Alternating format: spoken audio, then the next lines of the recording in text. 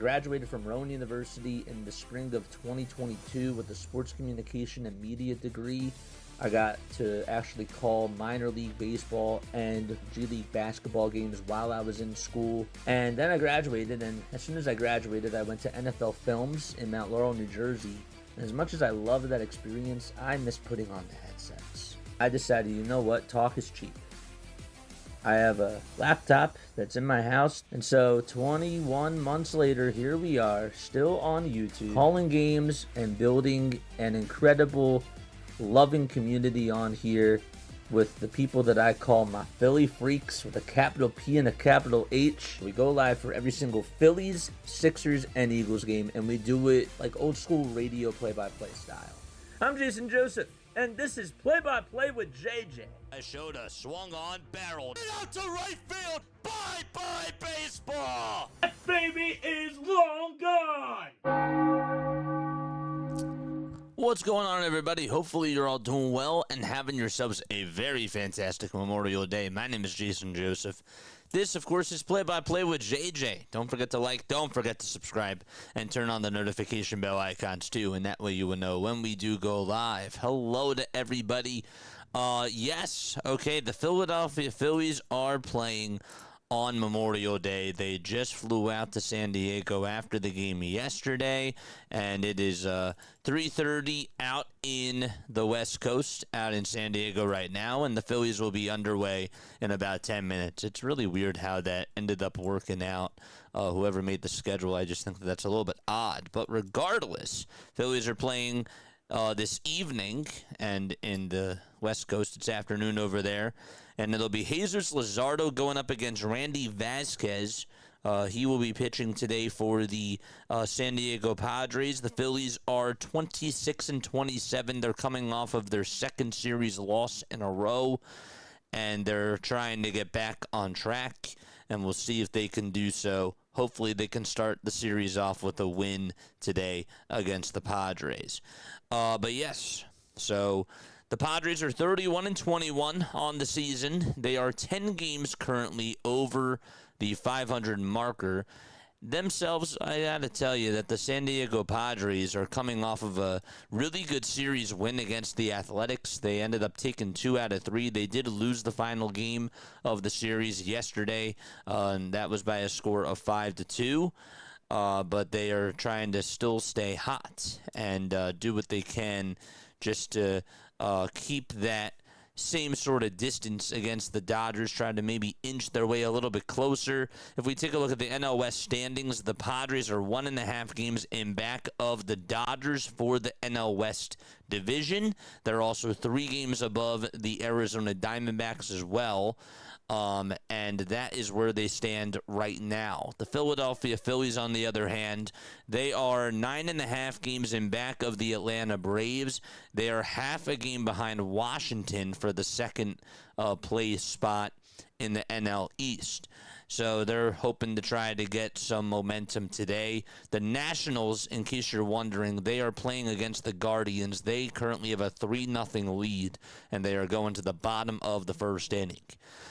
Okay, so here is what needs to happen tonight. Okay, the Philadelphia Phillies need to make sure that they do what they can to just get back to the baseball that they were playing before they played against Cincinnati. They have to really go out there and just play that small ball style of baseball that we loved, that we really endured. And I'm hoping that they can do that in this series against the Padres. The schedule does not really get easy for the Phillies. What do I mean by that? Well, after this series is done, they do play against the Dodgers. And that obviously is not going to be easy. But after that, they do have to come back home and face San Diego again. So they're off on Monday, then they play Tuesday, Wednesday, Thursday against the Padres, and then they also welcome the Chicago White Sox on Friday, Saturday, and Sunday. And then they play out in Toronto, and they play out in Milwaukee. So the schedule really does not get easy for them, so they're going to have to really try to just buckle down and go out there and play a really good brand of baseball against these tough teams. So I'm really hoping that they can do that and just get the job done. But we'll just have to wait and see how things do go. As far as the lineup goes for tonight, it'll be Trey Turner batting leadoff. Kyle Schwarber is batting second. Bryce Harper is batting third. Alec Bohm is going to be in the cleanup spot. And then you got Brandon Marsh batting fifth. Bryson Stott sixth. Adolis Garcia seventh. Justin Crawford eighth.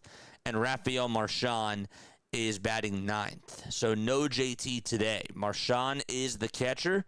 And JT will be back tomorrow. So just wanted to make sure that I obviously said that out loud. Rafael Marchand gets the nod for tonight's game, and it will not be JT Realmuto who is catching for Jesus Luzardo. It'll be Marchand instead. Final score predictions. I would like to hear what your final score predictions are down below, as well as your MVPs.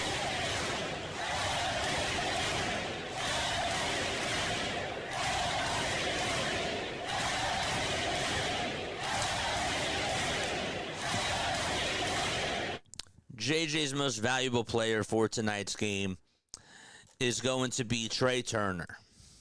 Trey Turner is going to have a good day today. I just have a gut feeling it's coming out of left field. I don't know why. I feel like that he's going to have a good day today, but I'm going to stick with that. I really am. So far in his career against Vasquez, he is 1 for 3 against him. I just have a gut feeling that he's going to start the game off strong, and he's going to make a really good, impactful play in this game. So I have him being my MVP for today. Jesus Luzardo is going to be starting. If the Phillies are going to win this game, which I think that they will, I have them winning 5-3. That is my final score prediction. They are obviously going to need a good, strong performance from Jesus Luzardo. And I do have a lot of confidence in what Zeus has been able to provide for this Philadelphia Phillies pitching staff. And I just feel like that he can give you 6 strong innings tonight. But we'll see how he does. And hopefully the sweeper works out very well, because that pitch has been really good. When he is on with that pitch, it's good.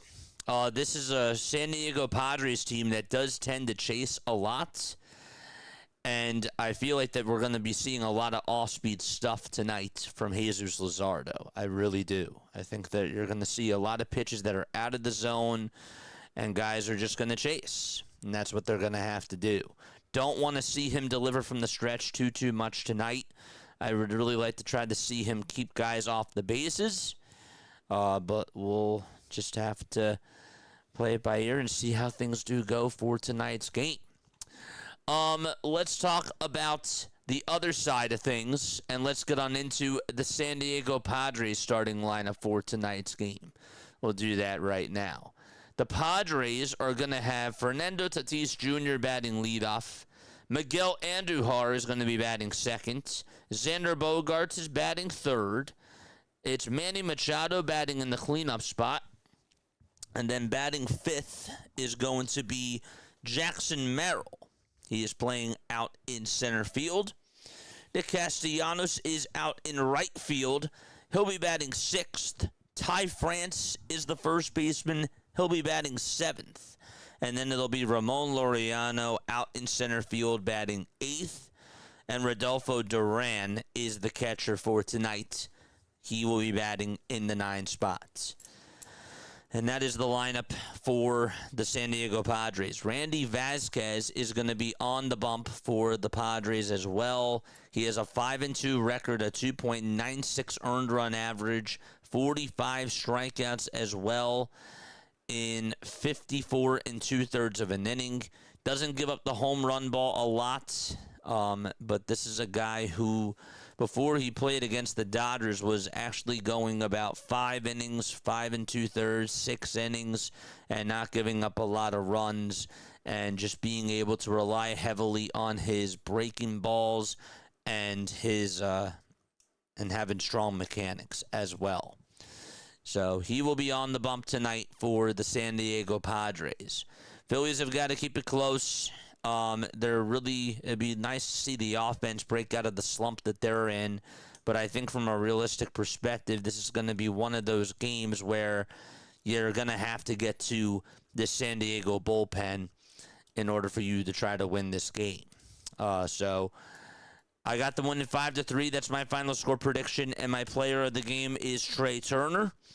But yes, let me know who your players of the game are down below as well. I would like to say hello to everybody that is here in the chat, as it is 6:38 p.m. Eastern Time. JG is here. PJ is here. Deb is also here as well. What's going on, Lou? What's up, PJ? Very good to see you guys. Always good to see you guys. Yes, it is. Who else do we got here? Brian is also here from Nevada. What's up, Brian? How you doing?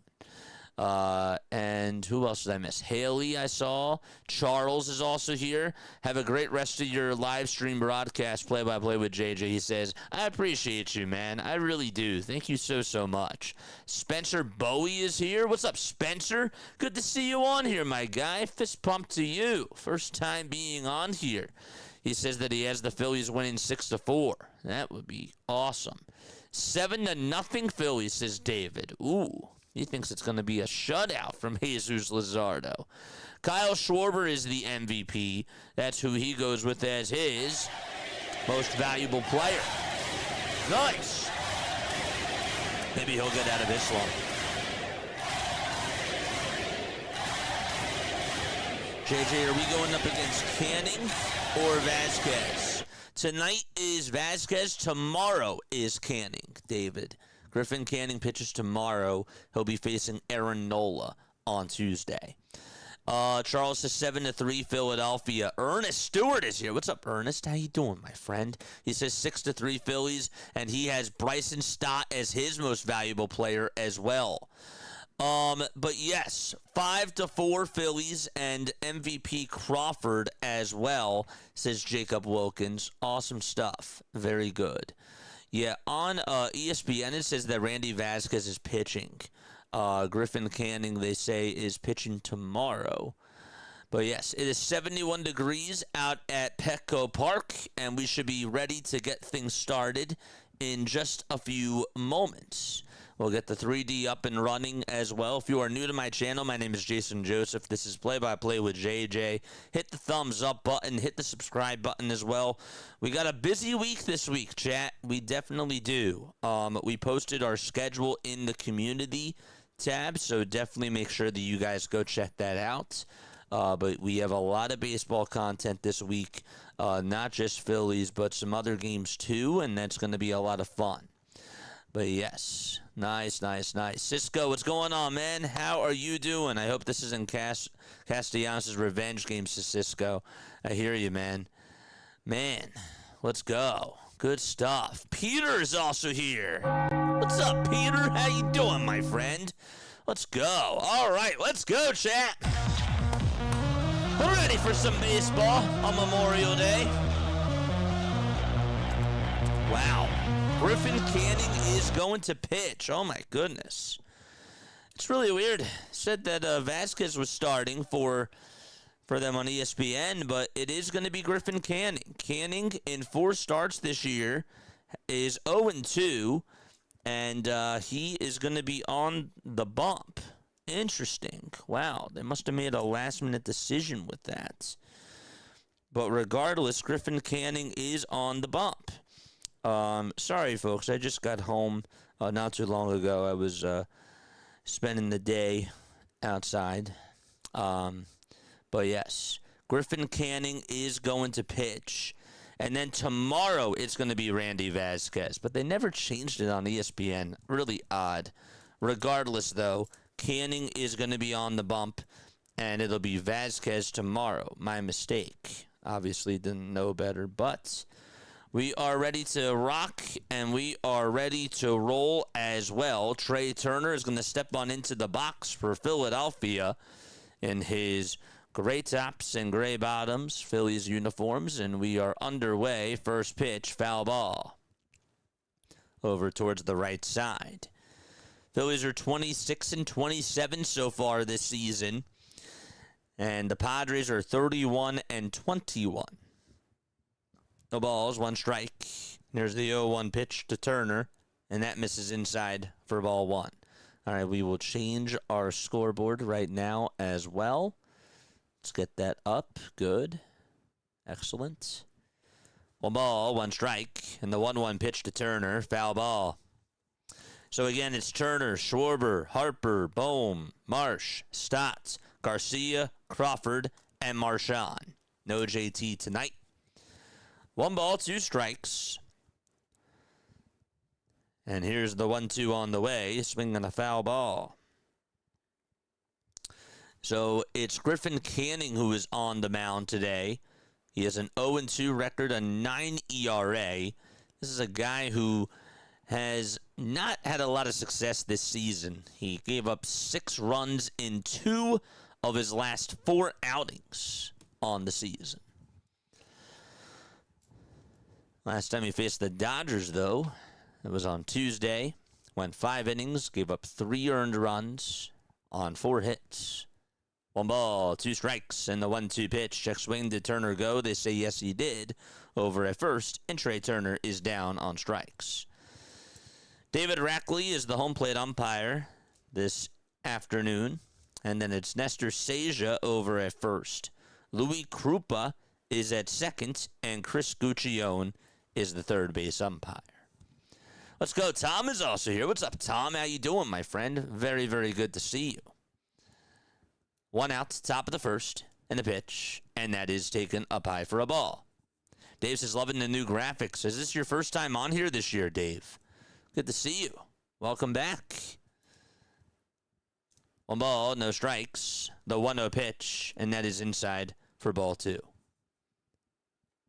Let's go. I usually watch Orioles Birdwatcher, but I guess I can chat here too. Dude, stay on here, man. We don't just do Phillies games. We do other baseball games as well. And by the way, shout out to BW. He is awesome. 2 balls, no strikes to Kyle Schwarber, and the pitch is outside for ball 3. 3 balls, no strikes to Kyle Schwarber. Turner struck out swinging. Schwarber in the box. And the 3-0 pitch, here it comes, and there's a called strike on the outside edge. The only thing that's a little bit tough about it is that I can't fully sync it to the 3D. I can't sync what I'm watching to the 3D broadcast for you guys, but nothing's perfect, right? 3 balls, 1 strike. The 3-1 pitch to Kyle Schwarber, swing and a miss. Was late on the fastball there, and the count is now 3-2.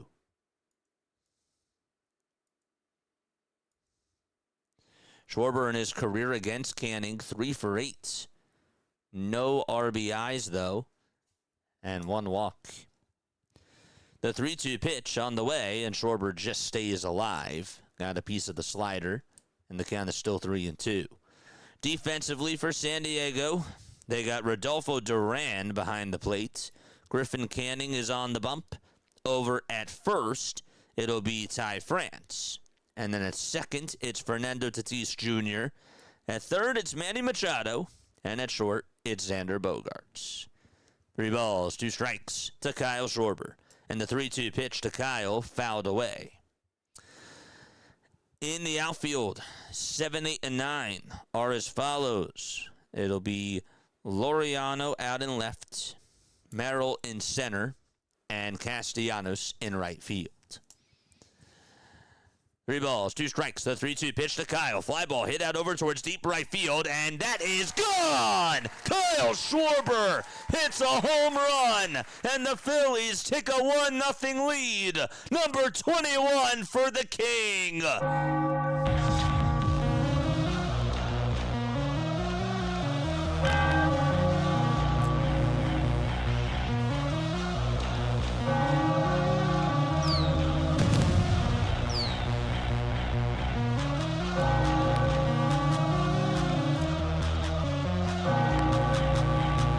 Great at bat by Kyle, and then he got a mistake, slapped it out to right, and it just hit that City Cruise sign out in right field.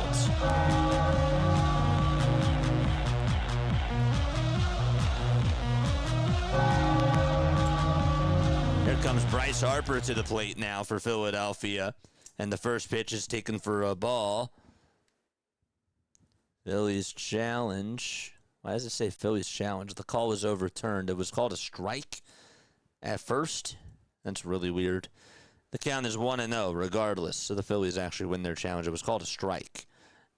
And it was overturned to a ball. I got confused, though, because on the NBC Sports graphic, it said that it was ball 1. I was like, why would they challenge that? Now it makes sense.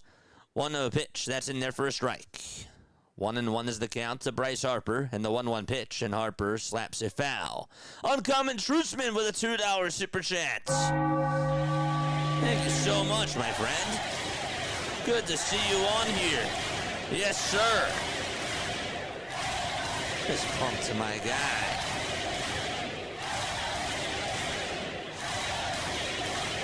1-2 pitch to Harper, swing and a miss, and he is down on strikes. Canning records his second strikeout of the ball game. We got 244 people watching us here on YouTube. Don't forget to like, and don't forget to subscribe to the channel as well. Appreciate you, man. BW's also here. What is going on, BW? Man, you had a long game today. I was listening to it on the car ride back. 2 outs in the pitch. That's down for a ball. Excellent window for the Baltimore Orioles. Big shout out to my friend, Orioles bird watcher. Mods, you guys know what to do. 1 ball, no strikes. And the 1-0 pitch. And there's a sinker that's in there at 95 for strike 1. BW shows up and good things happen. Every time you show up, Kyle Schwarber comes up to the plate, and it's Kyle Schwarber that does good things when you were here. 1-1 pitch, bouncing ball hit over to short. Bogarts plays it on a hop, throws it over to first, and it's in plenty of time to get out number 3. Okay, so the Phillies take a 1-0 lead on a line drive home run from Kyle Schwarber, and we're going to go to the bottom of the first.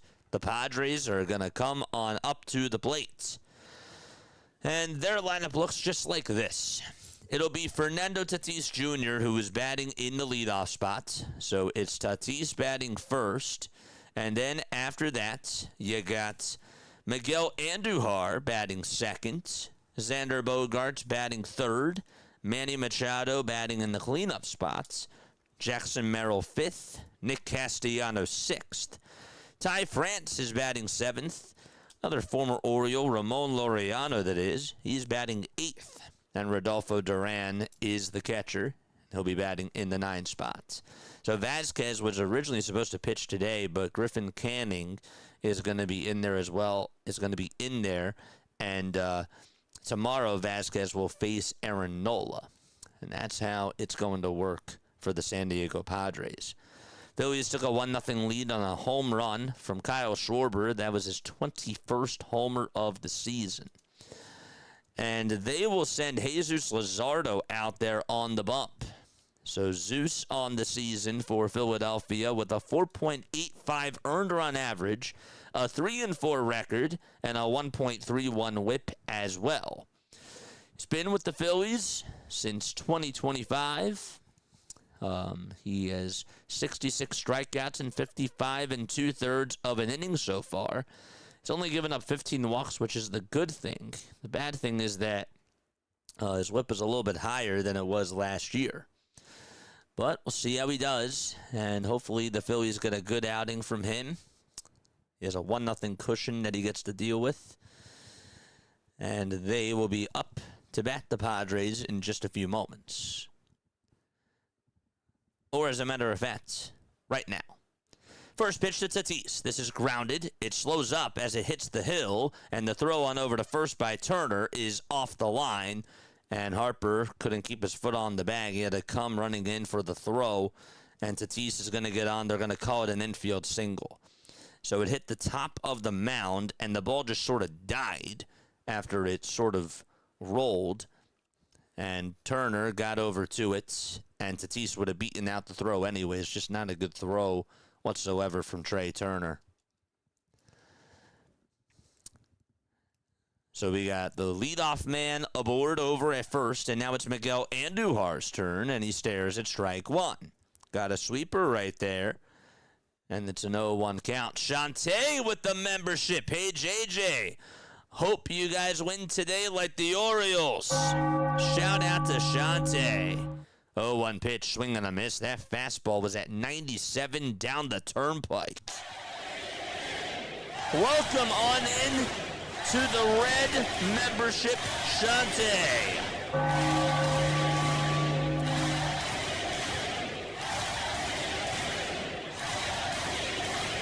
The ball is 2 strikes, and the next pitch is downstairs for ball 1.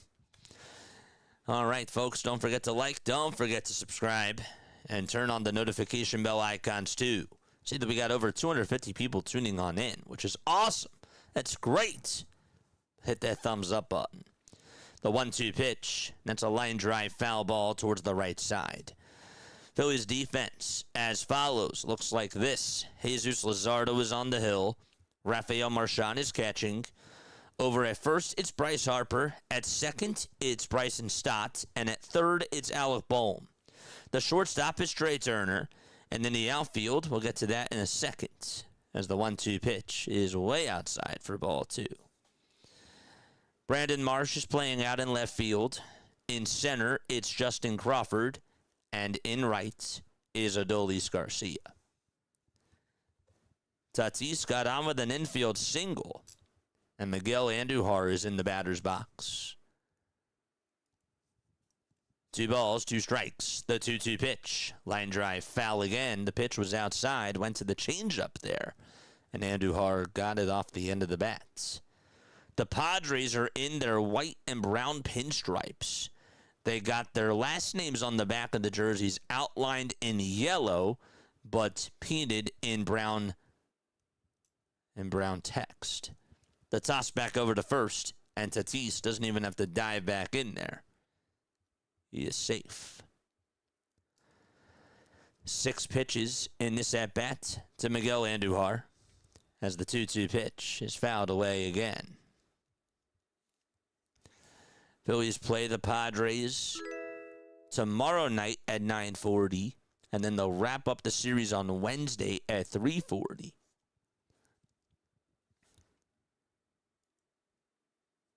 Sorry, they play at 4:10.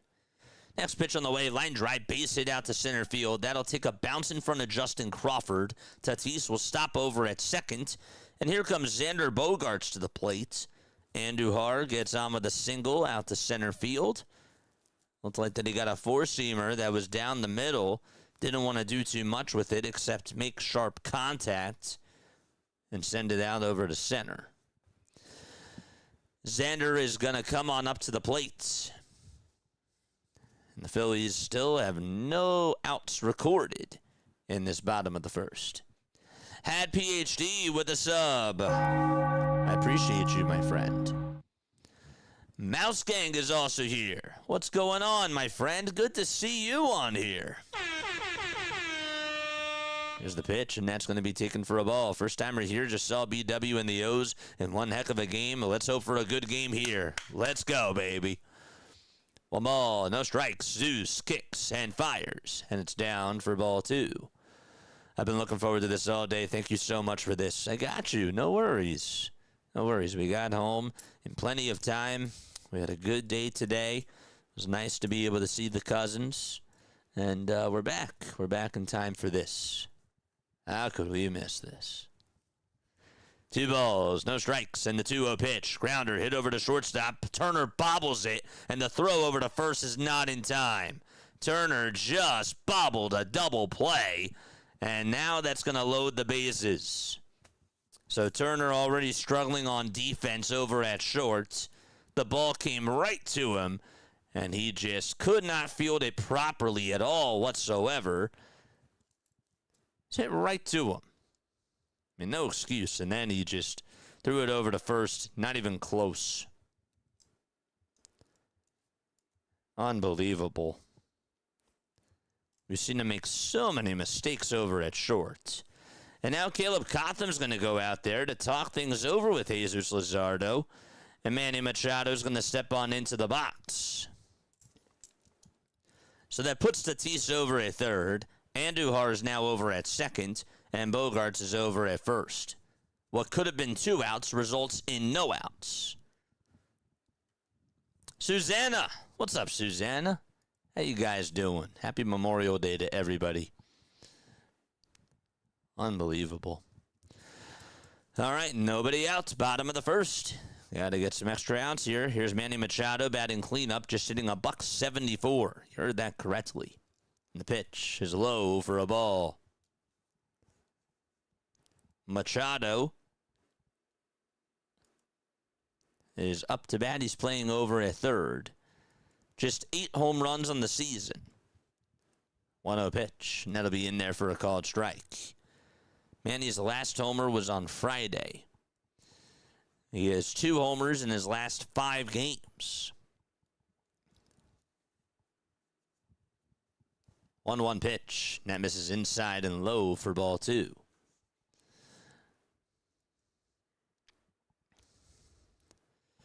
Machado in his career against Zeus has 3 hits, and 2 of those hits were solo home runs.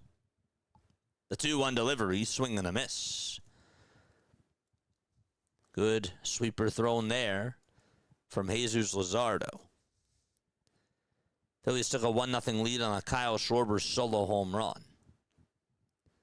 2 balls, 2 strikes.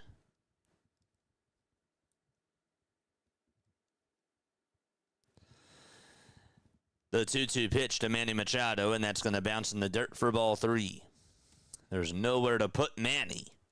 Up next is Jackson Merrill, and in the hole is a familiar face, and that's Nick Castellanos. The sun is shining very brightly out in San Diego. 3 balls, 2 strikes. Zeus with the payoff pitch. Here it comes. Swung on and missed. He came at him with a sinker at 97 on the inside edge at the knees. And it worked out beautifully for Jesus Luzardo. He had to be perfect right there, and he most certainly was. So that's a big out. 1 away, bottom of the first. Joshua Caratini with a sub. Welcome on into the play-by-play with JJ community. Here's Jackson Merrill, of course a left-handed hitter, staring at a sweeper down the pike for strike 1. Merrill has had a little bit of a down year. He's 23 years old. 0-1 pitch, here it comes. Swung on and missed. That sweeper was deadly. Just tailed towards the bottom and below the zone.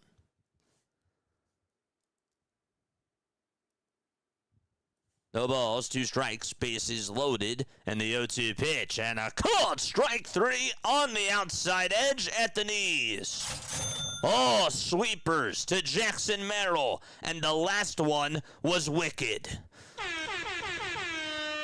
Back-to-back strikeouts. Jesus Luzardo just coming up clutch with all the defensive mistakes that were made. And he get out of the inning as Nick Castellanos steps on up to the plate. Tatis is still over at third. Andujar is at second. And at first, it's Xander Bogaerts. Machado and Merrill just struck out. And here is Nick Castellanos. First pitch to Casty, and a sweeper hits the pike. And it's in there for strike 1. He pulled that one from a string. He is firing strikes right now. The balls, 1 strike, and the 0-1 pitch, swing and a miss. Another changeup thrown to Nick Castellanos, and that one worked 2. Nick Castellanos is 2 for 9 against Jesus Luzardo. 6 of those times he has been a strikeout victim. And the 0-2 is a breaking ball that Castellanos says no thank you to. And the count is 1-2. All right, chat. Where are we tapping on in from today? Bob is here. What's up, Bob? What's up, LP? 1 ball, 2 strikes. And here's the 1-2 on the way. And did that hit Castellanos? No, almost did. That pitch was at 99. Didn't know if it got him on the jersey or not, but he got on out of the way. Actually, don't know how that didn't hit him. 2 balls, 2 strikes. Zeus kicks, deals, and the pitch is in the dirt for ball 3. What was an 0-2 count is now a full count to Nick Castellanos. Ty France is in the on-deck circle. Jesus Luzardo with 26 pitches in this first inning so far. Zeus gets set below the Phillies letters. And the payoff pitch, swinging a ground ball hit over towards short. Turner has time, throws it over to first, and Castellanos is out, and Jesus Luzardo gets out of the jam. And we will go to the second inning. It's a 1-0 lead after all of that for Philadelphia. All right, man, I got to tell you, guys, remember how Castellanos obviously didn't have a bunch of speed, and, well, Turner was just able to get him out over at first base. It was a sort of a slow ground ball hit over towards him, but he got him out, and that's what matters at the end of the day. All right, where are we tapping on in from today, chat? Where are we tuning on in from on this lovely Memorial Day? Keep the chat clean. Don't curse in my chat. Be a good human being. And also don't spam, don't spoil the game, and don't be a jerk. That's it. Joshua, thank you so much for the sub. Corey, haven't seen you on in a while. What's up, Corey? Good to see you, my friend. Very good to see you. I need Adolis Garcia and Xander to hit home runs. Well, good luck to you, my friend. Good luck to you. Orlando from Somerville, South Carolina. Who else do we got? Deborah from North Central Missouri. Let's go. Where else are we tuning in from?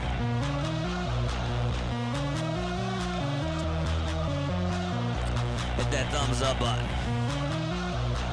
Maniac in the house. What's up, Josh? What's going on, Josh? How you doing? Very happy to see you. Let's go. South Jersey, says David. Happy Memorial Day. Happy Memorial Day to you too, my friend. All right, so here's Brandon Marsh coming on up to the plate. And first pitch, he shows bunt, but takes it back. And it's in the zone anyways for strike one. And so it's no balls and 1 strike. No balls, 1 strike to Brandon Marsh. And the pitch outside for a ball. What's up, Luna? How you doing? If you guys are rooting for the Padres, let me know down below. We welcome in all fans. As long as you guys are nice, that's it. We do a lot of baseball on this channel, not even just the Phillies. 1-1 pitch, line drive hit out over towards center, and Jackson Merrill's there to make the grab for out number 1. We do a lot of baseball on this channel. We did 23 World Baseball Classic games this year. We were up when the games were out in Tokyo. Chat can tell you all about it. We really didn't miss a game. I mean, we were just grinding in March. We did a lot of games, a lot of WBC games. We had such a blast. I really learned a lot about myself doing that. The pitch, and that's outside for ball 1. We also did March Madness. We did the Sixers. We still do the Sixers whenever they play. Sixers, Phillies, and Eagles are primarily what we do on this channel, but we do a lot of other baseball as well because we are baseball freaks. Next pitch, it's now 1 ball, 1 strike to Bryson Stott. There's 5 seconds left on the pitch clock. Canning kicks, deals, and it's down and away for a ball.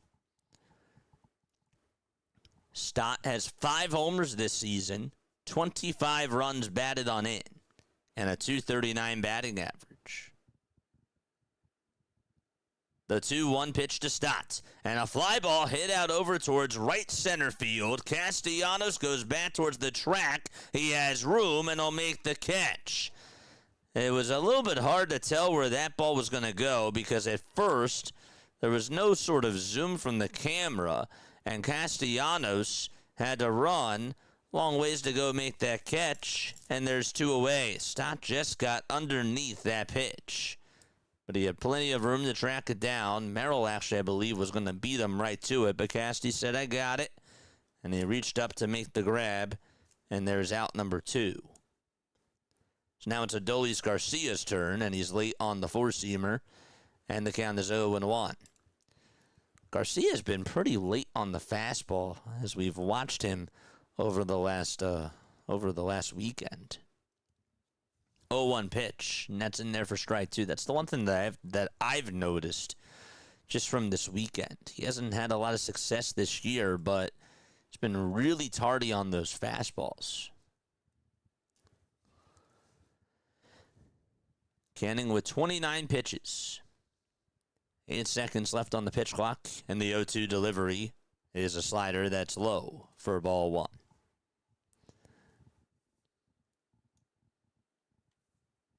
Don't forget to hit that thumbs up button. What's up, Walker? Happy Memorial Day to you, my friend.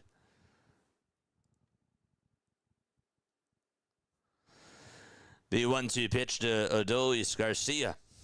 It's down and away for ball 2. John Wick tuning on in from New Mexico. What's up, John? What is going on, my friend? 2 balls, 2 strikes to Adolis Garcia. And the 2-2 pitch, here it comes, and that is going to be a called strike 3. Pitch track said that it was low. Garcia does not tap the helmet, and the inning is over. So 1-2-3 go the Philadelphia Phillies. We're going to go to the bottom of the second. It's a 1-0 lead for Philadelphia. We'll be right back in just a few moments. Don't go anywhere.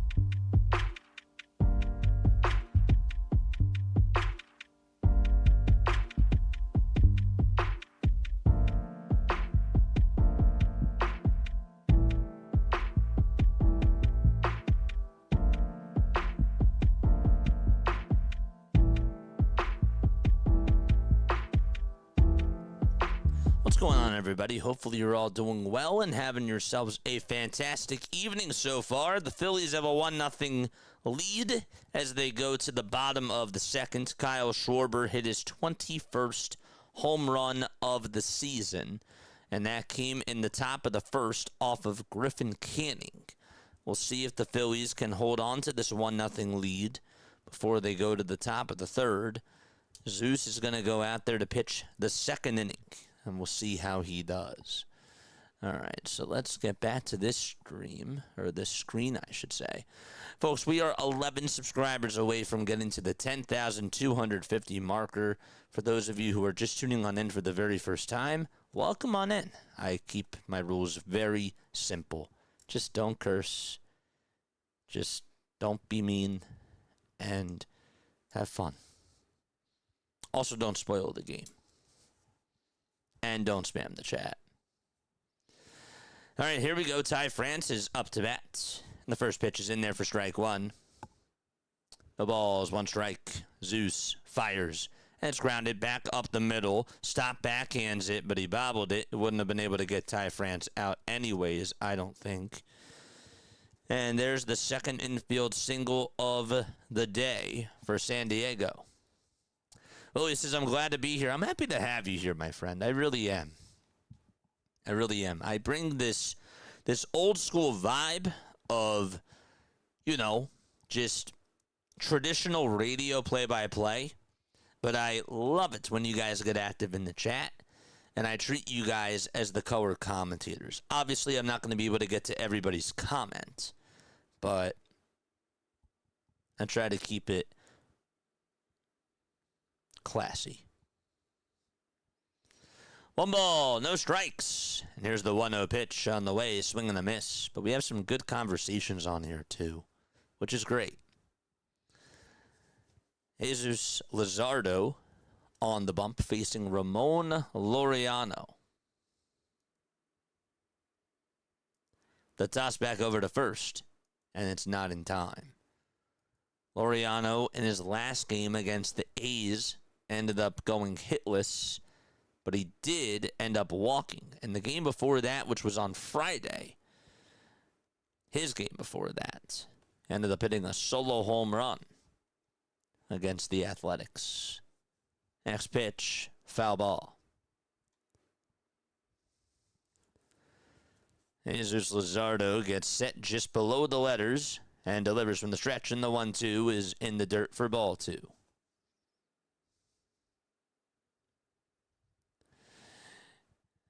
You won the Miz bet, you won the Pirates bet, and you won the Schwarber bet. Congratulations to you, my friend. 2 balls, 2 strikes, and the 2-2 pitch. Line drive played on the bounce by Stott, and the throw over to second, there's one. That's all that they're going to get. So they get the lead runner out over at second. And that goes down as a 4-6 fielder's choice. Pitch sure jammed him a little bit, but wasn't a bad pitch at all. And Stott did a good job fielding that, I think.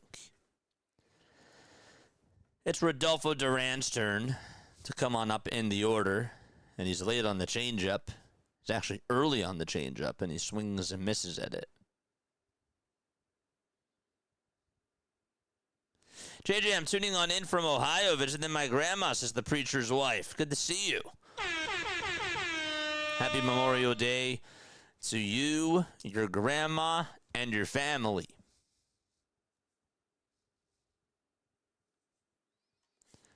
No balls, 1 strike. Zeus kicks, deals. The pitch is in there for a strike. The throw to second. Marchand got him. He's out. Laureano tried to slide in their feet first. They rolled him out over at second. Laureano was ready to walk back to the dugouts. Craig Stammen says, hold it. They will not challenge. And so the Phillies catchers just gunning out more runners this season.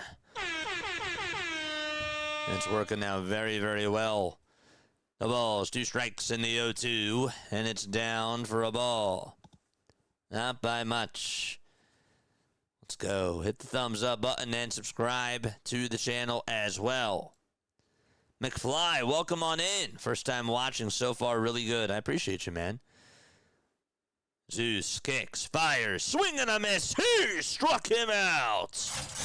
And we are going to go to the top of the 3rd inning. Duran strikes out.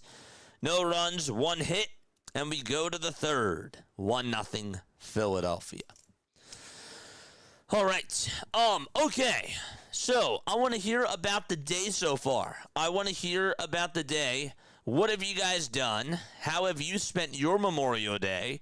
Did you guys eat any food? Did you spend time with the family? Where'd you guys go? I want to hear about what you guys have done. I do. Because today is a big holiday, of course. I do want to say I hope that for those of you who did travel, I hope that you guys got to your destination safely. Or if you're traveling right now, please make sure that you're careful on the roads.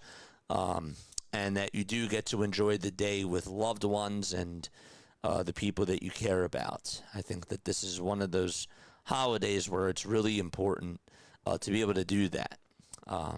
It's always nice to be able to be around people that you love and people that support you. So, but I do want to hear about your day so far. Tell me down below what you guys have done. What have you guys eaten?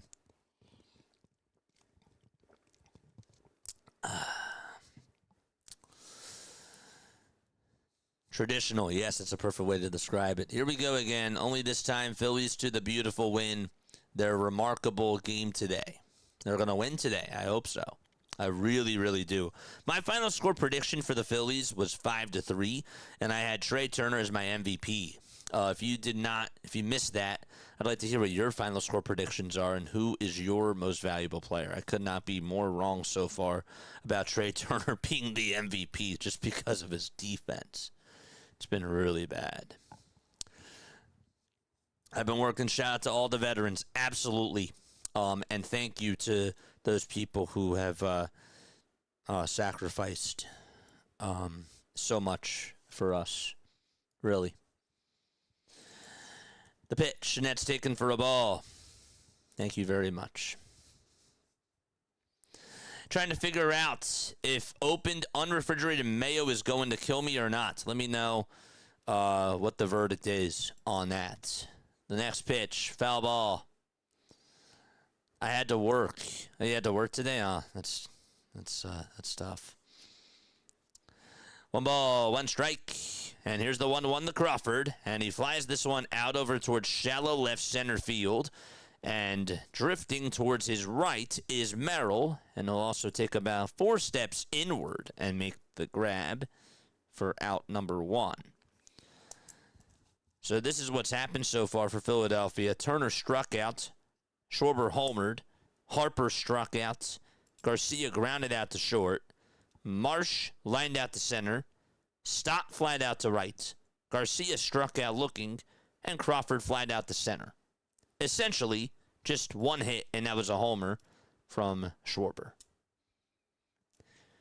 The pitch, and that's taken for a ball.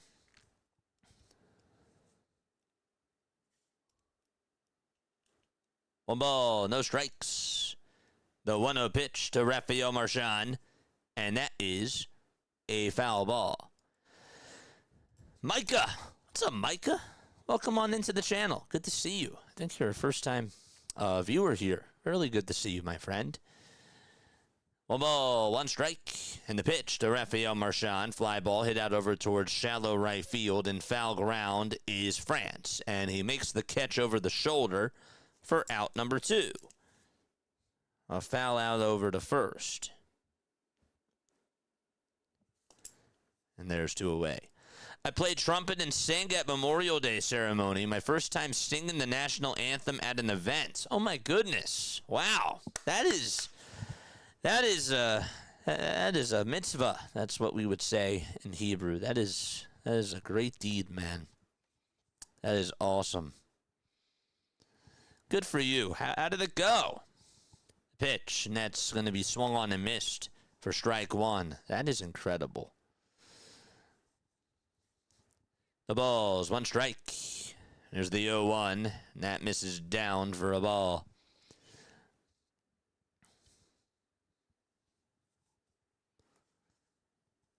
One and 1 is the count to Trey Turner.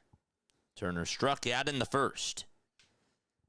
Canning kicks, deals. Bouncing ball hit over towards short.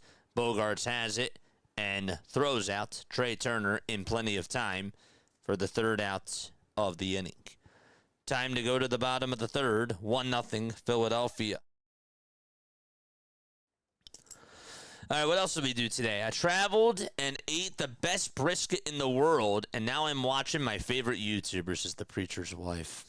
Aw, I appreciate it, man. You had a good brisket today. That's awesome. Really, really cool. Excellent stuff. Yeah, thanks to for all the people that have done that. I really appreciate it for sure. Barbecue with the whole family. Shouldn't say this, but waiting for the Dodgers to start, says McFly. Hey, man. You know what? We don't judge. Some people, there's people in chat that'll judge, but you know what? I don't, because guess what? As long as you're cool, as long as you just come on here and have fun, you're cool with me. I might not agree with the team that you want to watch, but you know what, man? You're always welcome to be on here. Are you a Dodgers fan? Is my question to you.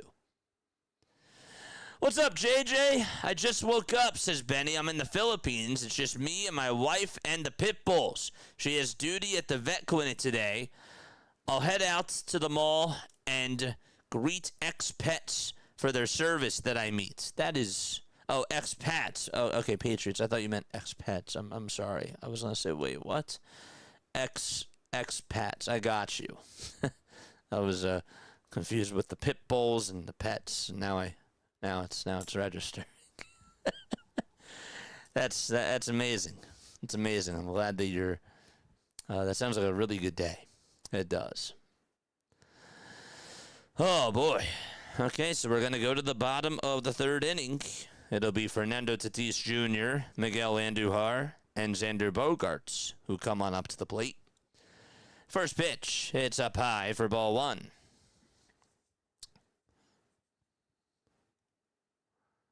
My Memorial Day dinner, says Cowie's mom, smoked chicken, potato salad, asparagus. And then afterwards, it's strawberries and ice cream. 1 ball, 1 strike.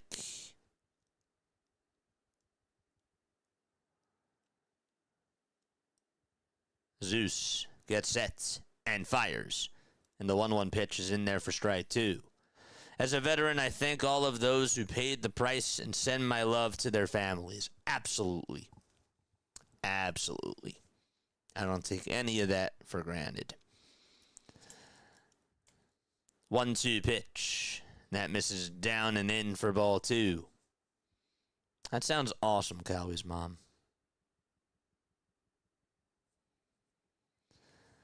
I have to be a Dodgers fan, but I love baseball. 2-2 pitch to Fernando, and that is grounded foul over towards the right side. We'll be doing some Dodgers games, of course, when the Phillies aren't playing the Dodgers. We'll be doing those games, too, of course. Absolutely. But, I think we actually have one tomorrow.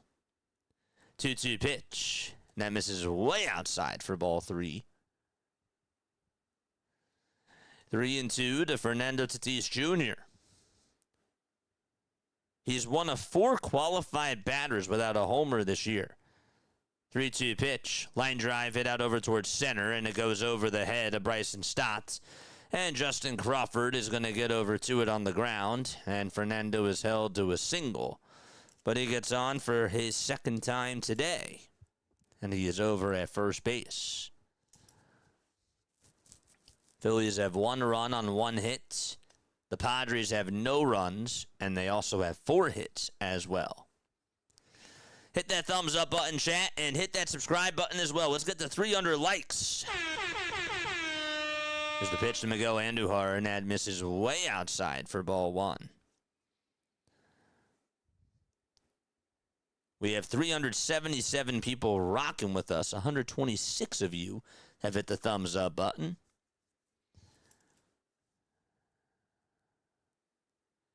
Hey, JJ in chat, I guess I missed the Schwarber.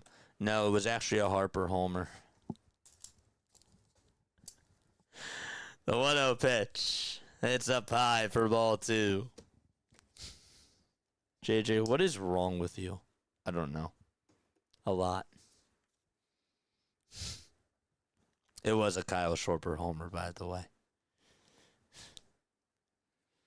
2 balls, no strikes. And Zeus fires, and the fastball is in the dirt for ball 3.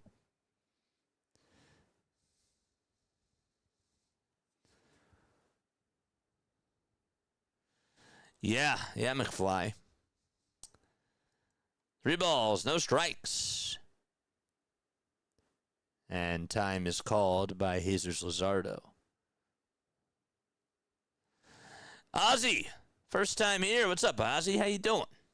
3-0 pitch, and that's in there for a strike. Monday, bread and butter. Tuesday, string beans. Wednesday, Luna beans. Luna beans or lima beans? I don't know what Luna beans are. Thursday, soup. Friday, payday. Saturday, fish. And Sunday, church. Well, now I know exactly what you're going to be doing those days. I got a nice little rundown there from you. It's awesome. 3-1. Swing and a miss. And it's now 3-2. Could Harper hit a Schwarber? Maybe. Toss back over to first. And that is not in time.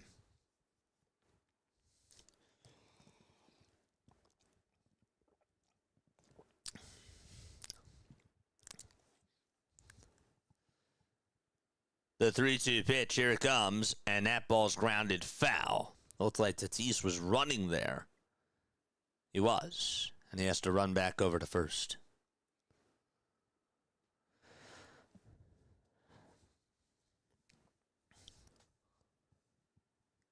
"12 steals for Fernando on the season." 3-2 pitch, and that misses inside for ball 4. And there is a walk issued by Jesus Luzardo, and Xander Bogaerts is coming up for his second time today. I don't like that the pitch count is going up for him. Definitely could use a double play. Excuse me.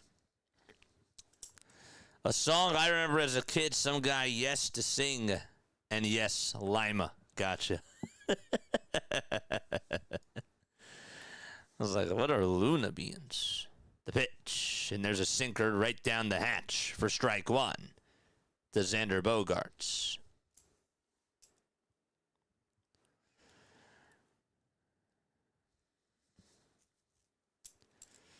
Oh, boy.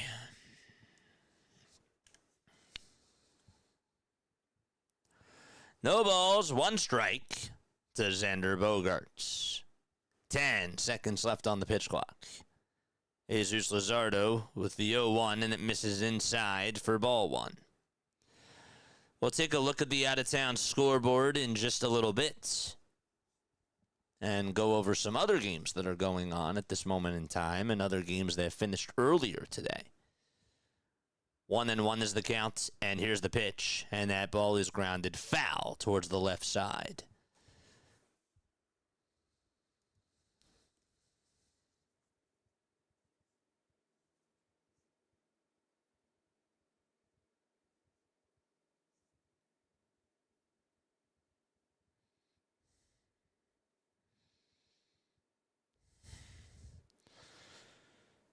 Phillies are 6-4 in their last 10 games against San Diego. And they are 14-6 in their last 20 against the Padres. 1-2 pitch, grounded over to third. The throw to second, there's 1. That's all that they're going to get. And that's going to go down as a 5-4 fielder's choice. And 1 out recorded, which means that Andujar was out at second. Tatis is now over at third. And Bogaerts gets on with a fielder's choice. Luncheon meat is ridiculous. It's processed meat. Why is it $12 per pound, says GEIN. There's a lot of questions that you can ask, a lot of rhetorical questions. Why are groceries expensive? We could get into all of that. That's another day. The pitch, grounded over to shortstop. The throw to second, there's 1. The throw to first, and that's a double play. Jesus Luzardo gets out of the jam once again. A 6-4 double play, a 6-4-3 double play, grounded into by Manny Machado. And we are going to go to the 4th inning. 1-0 Philadelphia. Which means it is time now for On This Day in Phillies history. What we do when we go to the 4th inning is we state some fun facts about stuff that has happened on this day in Philadelphia Phillies history. And I'm the type of person that really likes to embrace history. I really feel like that, especially with baseball, there's a lot of history to it. And I just feel like that there's a lot of cool things about it. So that's why we do this. Something that's actually really interesting is that in 1922 on this day, Bill Hubble, he was a Phillies pitcher, suffered a skull fracture and concussion when he got hit with a ball off the bat of Tom Griffith. He played for Brooklyn. He was back pitching within a month, though. But in 1941 on this day, Dodgers player Pete Reiser came to bat against Ike Pearson for Philadelphia at Ebbets Field. It was the first time the two faced off since Pearson beaned Reiser in April, threatening his career. This time, with the bases loaded, Riser hit an inside the park grand slam to lead Brooklyn to what was an 8-4 win. 70 years later, the play is heard in the background of a scene in the movie, and that movie was Captain America, which I actually didn't even know. That scene, that play was in Captain America. I'll have to actually look for that now.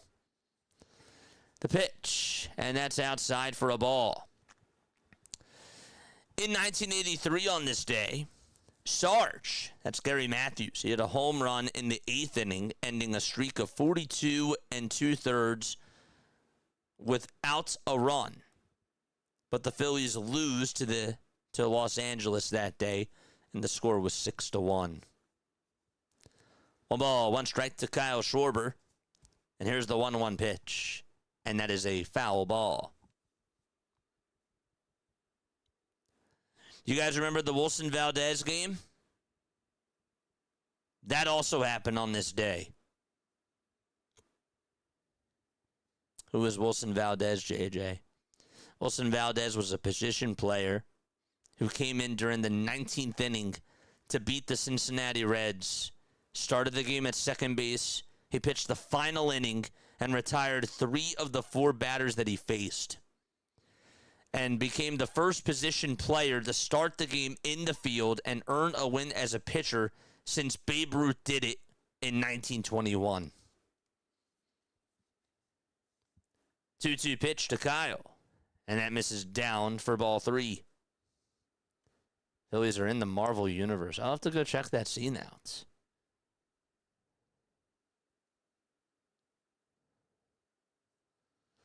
Three-two pitch, and that's down for ball 4. And Kyle Schwarber gets on with a leadoff walk here in the top of the 4th inning. Let's go. Schwarber's the only guy that has reached base for Philadelphia.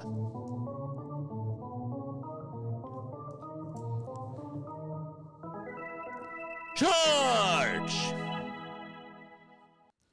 Here is Bryce Harper. And the first pitch to Harper, grounded over to second. This should be 2. The throw to second, there's 1. The throw to first, there's 2. And that is a 4-6-3 double play. Got on top of the pitch. And just like that, there's 2 outs.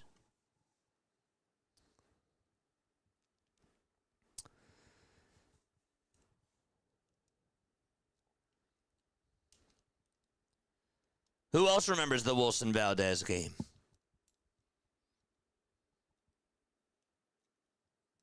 Two outs, the pitch. And that's in there for a strike.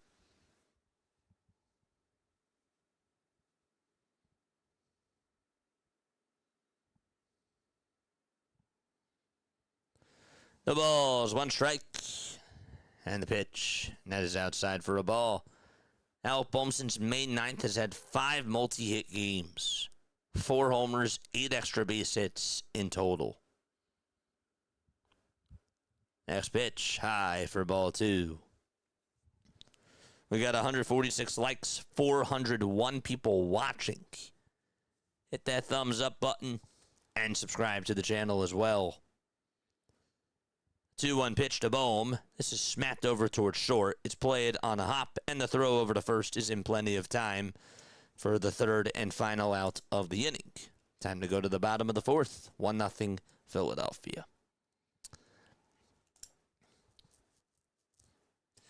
Did you also know that today is the 12th year anniversary of Josh Beckett's no-hitter that he threw against the Phillies at CBP?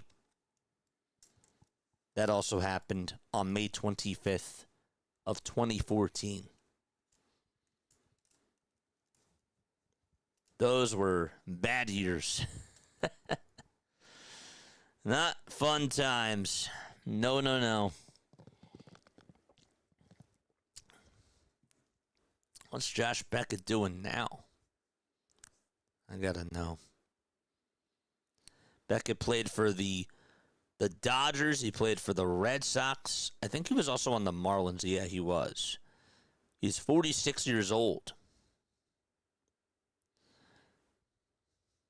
A 3-time All-Star, a 2-time World Series champion. Yeah, today was his no-hitter. So we're going to the bottom of the fourth. Griffin Canning so far, 4 innings, 1 hit, 1 earned run. It was just a solo homer that he allowed to Kyle Schwarber. 1 walk to Kyle Schwarber as well. And 3 strikeouts, 2. Jesus Luzardo, 3 innings, 4 hits, no runs, 1 walk, and 3 strikeouts. Are these that much better? Well, I'll take these years, at least a competitive team that is, fighting for a playoff spot. I'll take that over just, being at the bottom of the league. I don't know about you, but would you rather have a team that is, I know that they're under 500 right now, but would you rather have a team that has expectations of, not expectations, let me put it to you this way.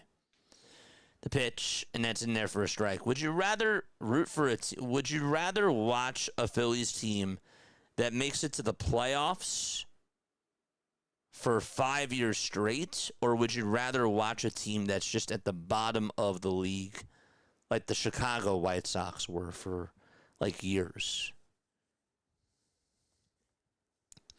The ball's 2 strikes. The 0-2 pitch, and that misses down for a ball. What was the Phillies' record in 2014?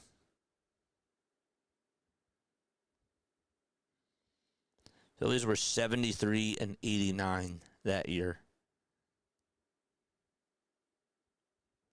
They were at the bottom.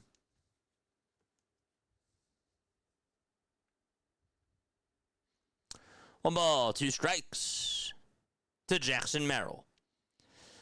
Zeus kicks, deals, and that's outside for ball 2.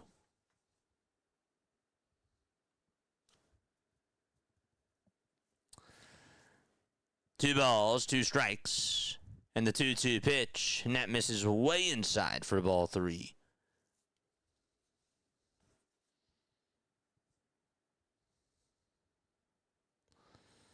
Zeus kicks, steals again, and swung on and missed. Got him with a fastball that sailed outside and high.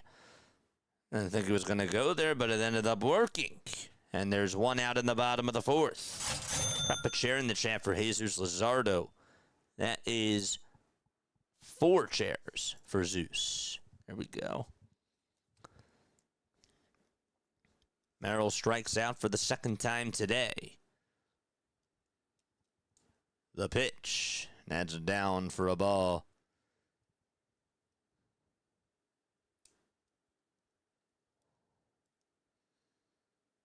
The 1-0 pitch to Casty, and there's a high fly ball hit out over towards left field. Marsh is there, though, and makes the catch just in front of the track for out number 2.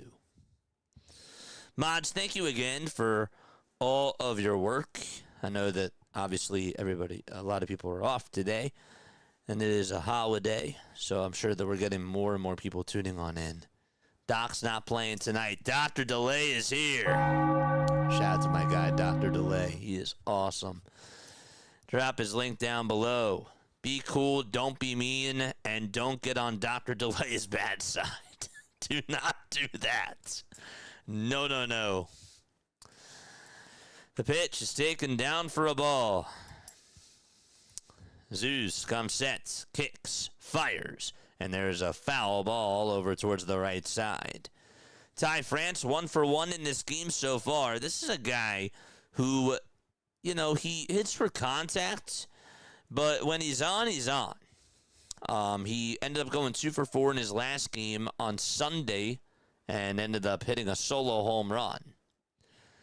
1-1 pitch, fouled away. It's hard to believe he's 31 years old now. He started off his career with the Padres, and then he spent about 5 years or so with the Seattle Mariners. And he got shipped around. I think he was on the Reds. And then he came back to San Diego this year. Excuse me. 2 balls, 2 strikes. 2 outs. And the 2-2 on the way. Swung on and missed. Got him with a changeup. And we're going to go to the 5th inning. 1-0 Philadelphia. Drop another chair in the chat for Jesus Luzardo. Losing 2 straight series. Somehow the Phillies are still 6 of their last 10. Phillies have won 6 of their last 10. Yeah.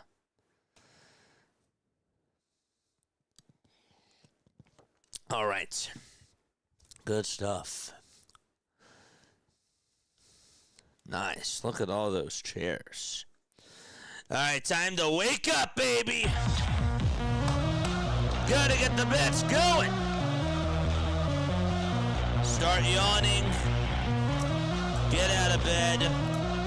It's time to get the bats moving now. Just 1 hit today. Let's go.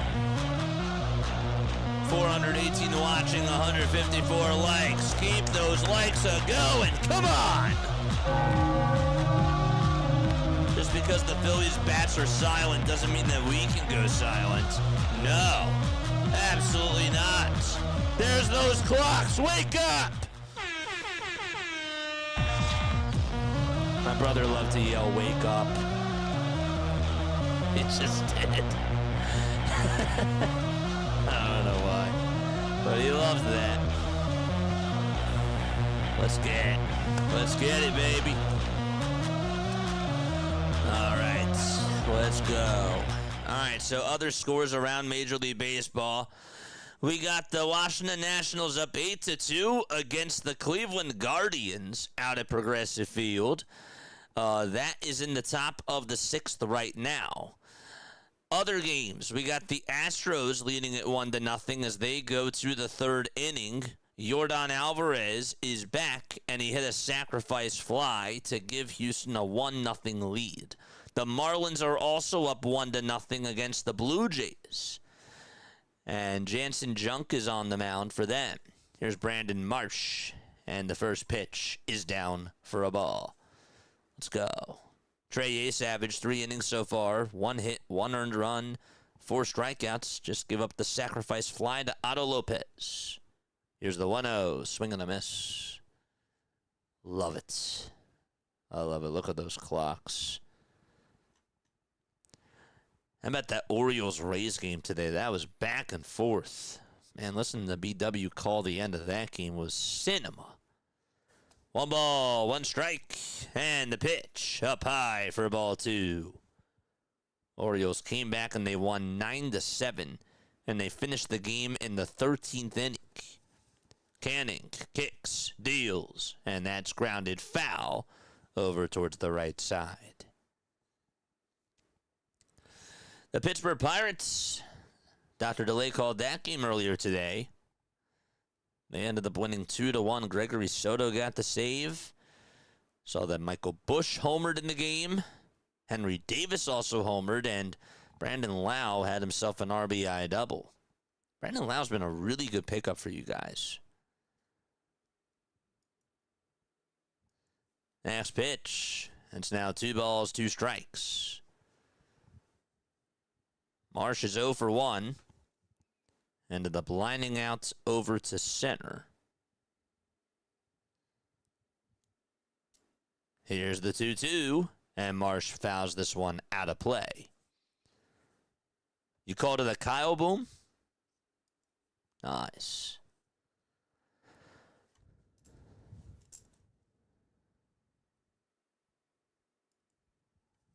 Two balls, 2 strikes. Canning gets set and deals, and it's down for ball 3. The 4-seamer was a little bit low. Wasn't going to fool David Rackley, though. And it's a full count. 3 balls, 2 strikes, and the payoff pitch to Marsh. Swung on and missed. He got a slider in the dirt, and Marsh went fishing. And there is out number 1. Scream Cheese, what's going on? If that wow was because of the strikeouts, no spoilers. I'm not saying that it was. I'm just saying if that wow was because of the strikeouts, no spoilers in chat. What's up, Scream Cheese? How you doing? I love that name, by the way. I think you've actually been on here before. I could be wrong, though. Maybe I'm having deja vu. Like Olivia Rodrigo. The pitch. And that's in there for a strike.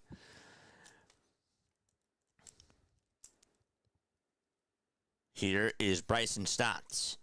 And Stott is going to ground this one over towards the shortstop, Bogarts. He spins, he turns, he throws over to first, and Stott is out by a quarter of a step. And there's 2 gone in the top of the 5th inning.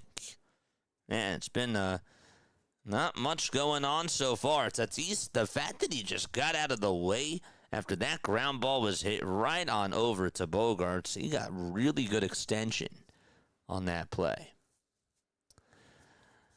So 2 up and 2 down. And here comes Adolis Garcia.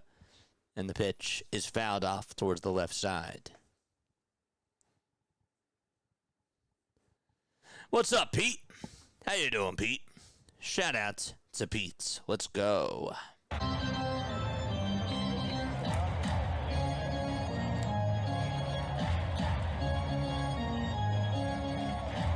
The ball is 1 strike. Canning gets set above the belt this time.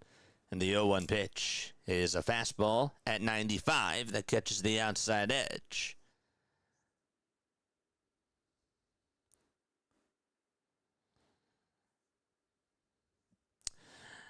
The 0-2 pitch to Garcia.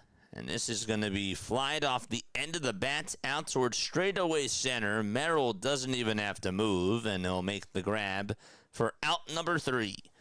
We're going to go to the bottom of the 5th inning out at Petco Park. Laureano, Duran, and Tatis Jr. are due up in the batting order. Okay. All right, chat. I'm thinking of a number between 1 and 25. What is that number? It's a number between 1 and 25. What number am I thinking of? Any guesses?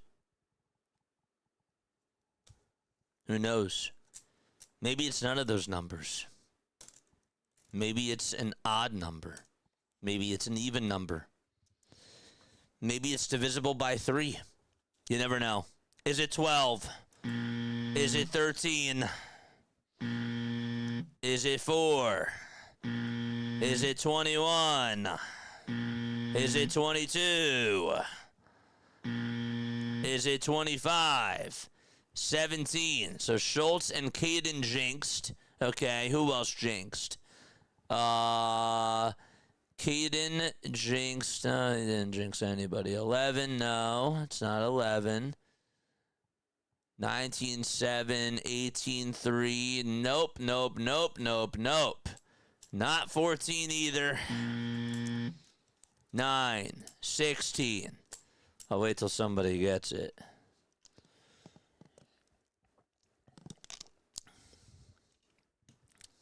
One. Good job, John. Good job, John. Really good stuff. John got it.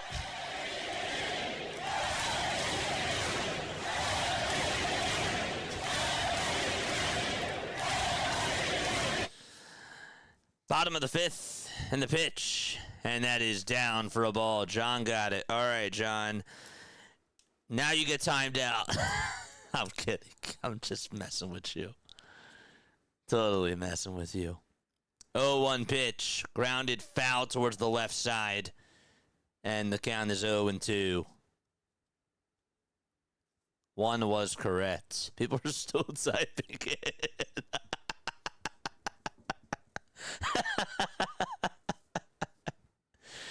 No balls, 2 strikes.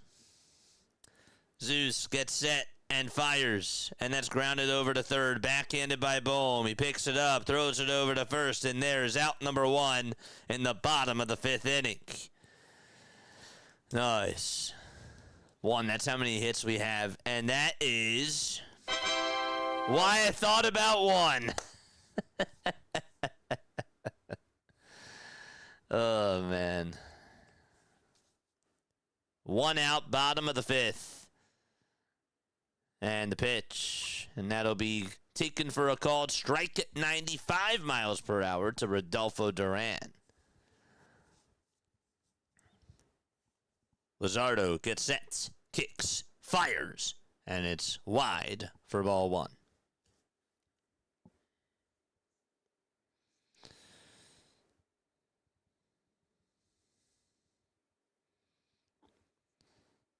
Luzardo in his last 10 games has overall done a pretty good job. When he's on, he's on. He's off, it's not as fun. Next pitch, now it's 2 balls, 1 strike. Zeus does have 76 pitches. He could use a quick inning here. The 2-1 pitch, and that is called strike 2. Looked a little bit inside, but Duran's not going to challenge this.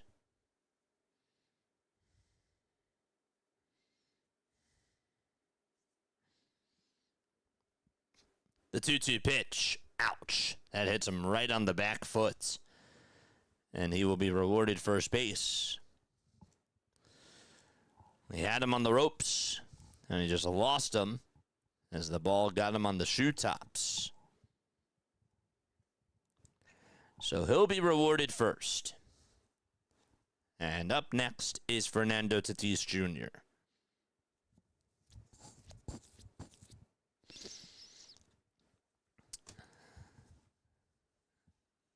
Fernando, I know that he's had a down year this year, but he's still one of my favorite players to watch.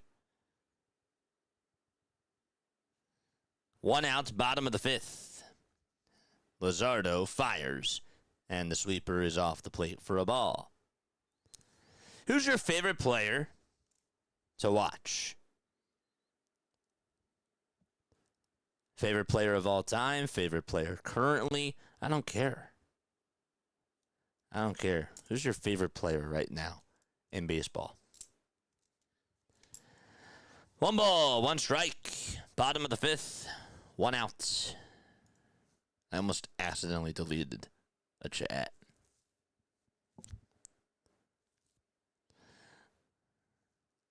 Here's the 1-1 pitch. And that is up high for ball 2. What the heck? Yep. Number 1. Kyle Schwarber's your favorite? He's a good one. Matthew says Corbin Carroll. Ooh, that's a good one. 2 balls, 1 strike. The 2-1 pitch, and that's up high for ball 3. Bruce says Joe Kelly. Joe Kelly is an underrated one for sure. Insane Star says A-Rod. Ooh, I like that too. I like that one a lot. 3 balls, 1 strike, except for when he played against my Phillies in the World Series.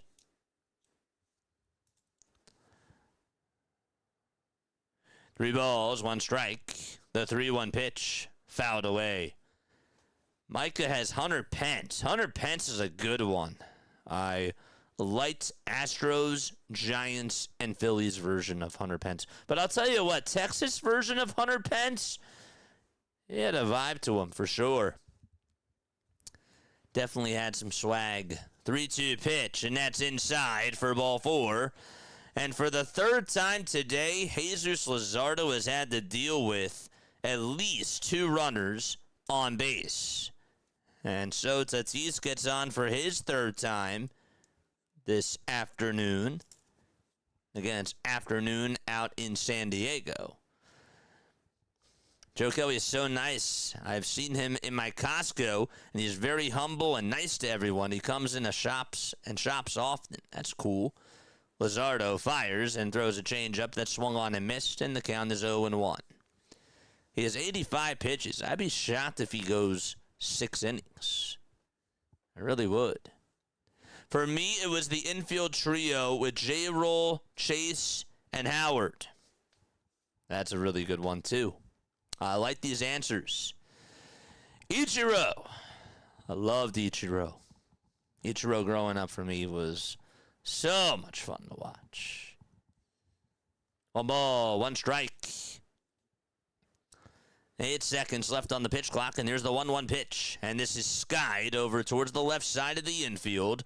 Bohm comes running in, gets called off by Harper, and Harper makes the catch over on the mound for out number 2. Got a little bit scary there. The wind was sort of blowing that all around.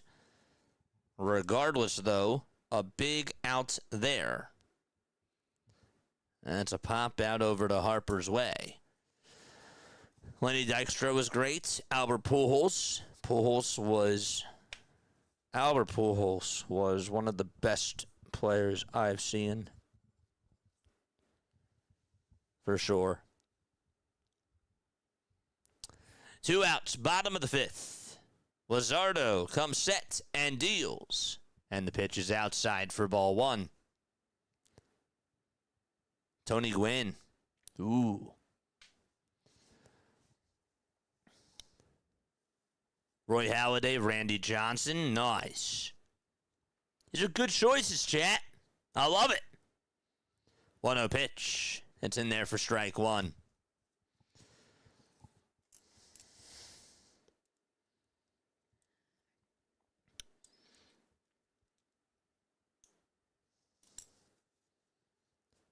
One ball, 1 strike. And the 1-1 pitch on the way to Bogarts, and there's a fly ball hit out over towards deep left center field. That's going to go back towards the track. Marsh does have room, and he will make the catch for the 3rd and final out of the inning. And we're going to go to the 6th. It is still a 1-0 lead for Philadelphia. All right, Crawford will lead it off. It'll be 8-9-1 due up in the batting order for Philadelphia. And we'll see how they do when they come back on up to the plate. Folks, if you are new to the channel, my name is Jason Joseph. This is Play-by-Play with JJ. We got a really busy week this week, doing a lot of baseball. This is our busiest time of the year as far as streaming goes. We do a lot of streaming for baseball, and we hope that you guys enjoy. This is our season. We do a lot of baseball content. So much, a lot of Phillies games and a lot of baseball. So hopefully you guys enjoy. Hit the thumbs up button and hit the subscribe button as well. We have our second charity stream that we are also doing next Monday. We are doing another fundraising stream. We did one a couple of weeks ago. We did it as far as getting to the 10,000 subscriber marker. And we did it in honor of my brother Mitchell, who passed away from familial dysautonomia.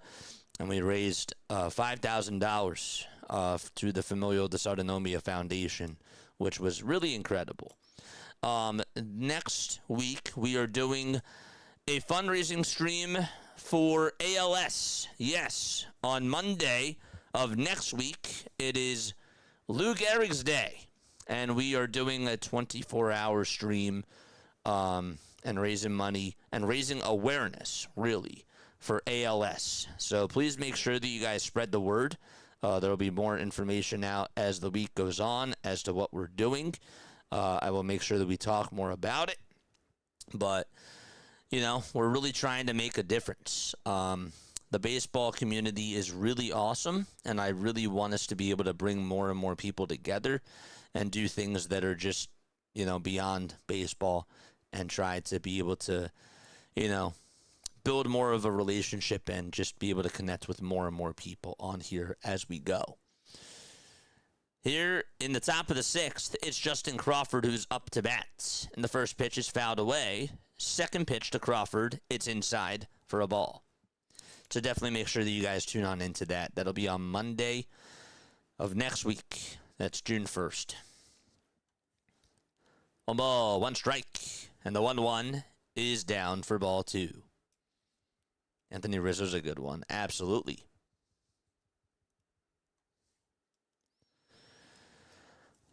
Two balls, 1 strike.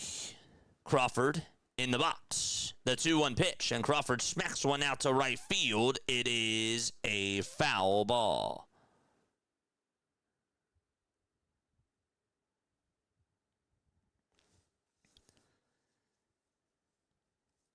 Phillies do not play that day on Monday.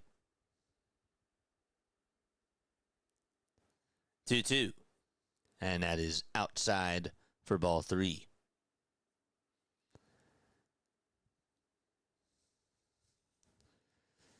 Canning gets set just below the letters, but Crawford will call for time.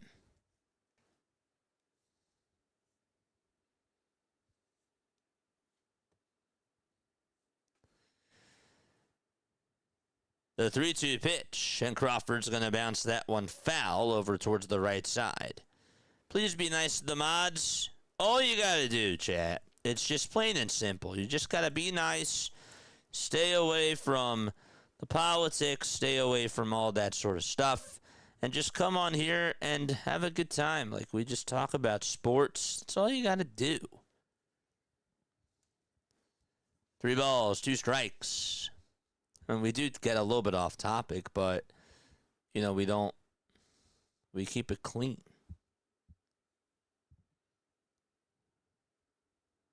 3-2 pitch to Crawford. Strike 3 called. It's a slider that catches the outside edge.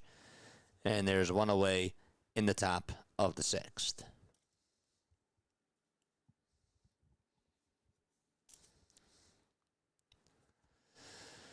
Once again, shout out to Josh. Shout out to all the people that did subscribe to the channel. And a big thank you to the mods, to Shantae, Uncommon Truceman as well, with the donations and with the memberships. Really appreciate it. Here's Rafael Marchand, and he looks at the called strike right at the knees. The balls, 1 strike, and the pitch to Marchand. Line drive, it's caught right by Fernando Tatis Jr. They played him the pull, and he was guarding that 4-3 hole. Didn't even have to move, and there's 2 down.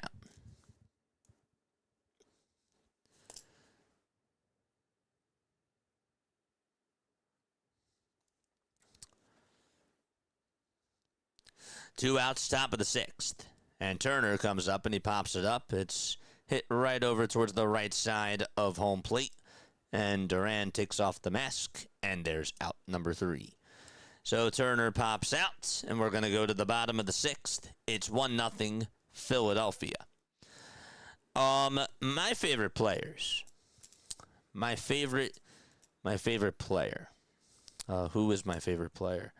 So the person that got me the bug, the baseball bug, was, of course, Ryan Howard. Ryan Howard was my favorite player growing on up. I loved watching Howard. The Big Piece, great nickname, by the way. But yeah, he's my favorite player. My favorite current player right now, it always changes. It just does. I really like Yordan Alvarez. He's my favorite hitter in all of baseball. And I would probably say that he's my favorite player right now. My favorite pitcher. I really liked watching Felix Hernandez. He was absolutely one of my favorites. I don't know if he was my favorite, but I guess if I had to say one now, it would be Felix as far as people that I've watched. I really liked watching Roy Halladay as well. He was a lot of fun for me to watch as a kid. What else? Or who else did I really enjoy? My favorite player that I always like to learn about is Willie McCovey. I really like learning about Willie McCovey as a player. Didn't get to see Willie, of course. I also like learning about Willie Mays, too. But, and my favorite pitcher that I love learning about is Nolan Ryan. I love learning about Nolan Ryan. How can you not? One of the greatest pitchers of all time. Okay, so Jesus Luzardo on the mound gets set and deals, and this is grounded over towards second. Stott picks it up, throws it over to first, and that is in time for out number 1.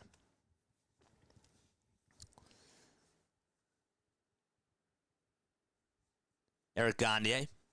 Ooh, it's a good one. I loved watching Vlad Sr. too. Violent swing and best bad ball hitter I've ever seen. It was him and also David Ortiz, for sure. Those were my two. Those were also two of my favorite hitters growing up as well. The pitch is inside for a ball. 1 ball, no strikes. Luzardo comes set and deals. The pitch is way inside for ball 2. Jackson Merrill really has a lot of talent. I'm just shocked that he hasn't had as big of a year this year so far. 2-0 pitch, line drive, foul ball.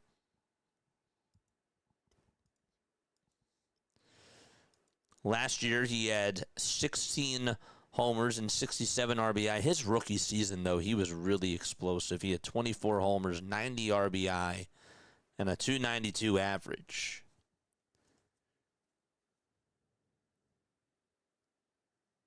Two balls, 2 strikes. You remember Coco Crisp? Of course I remember Coco Crisp. How about Shin-Soo Choo? 2-2. And that is a foul ball over towards the right side. Sean Green? Shane Green? Dallas Green? Yeah. 2 balls, 2 strikes. The 2-2 delivery. And that misses down for ball 3.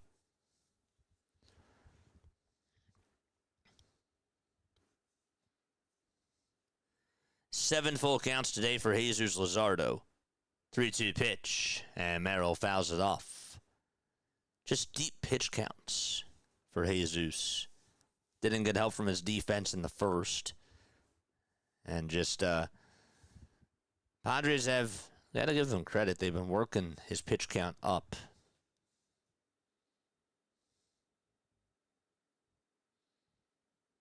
Three balls, 2 strikes, and the payoff pitch, and Merrill fouls it away.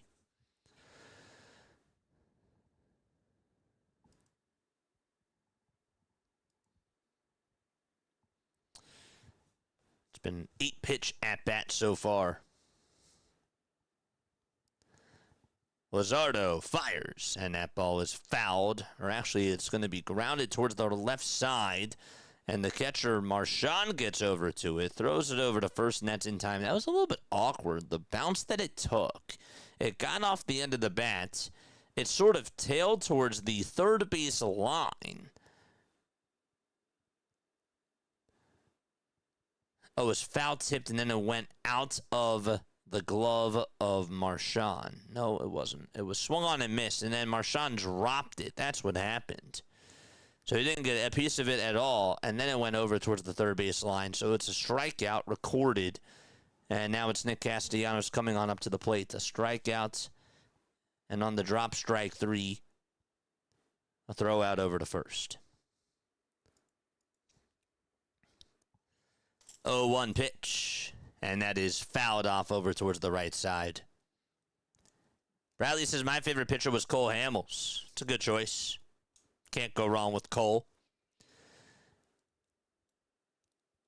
0-2 pitch on the way, and that is low and outside for a ball. My favorite pitcher right now is Christopher Sanchez. My favorite Phillies player is Zach Wheeler. But, gosh, I love Christopher Sanchez. 1-2 pitch. Fly ball hit out over towards center. Crawford is there, makes the grab. And we go to the 7th inning. It's a 1-0 lead for Philadelphia. Schwarber, who's gotten on base twice today, is going to come back on up for Philadelphia right now. We got 447 people watching. We need 11 more likes to get to 200. Let's go. Hit that thumbs up button, baby.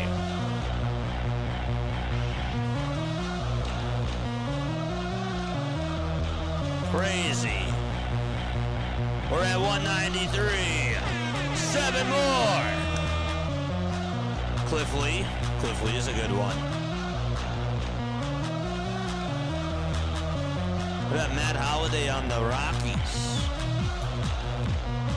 Dave Winfield. can't go wrong with Dave either.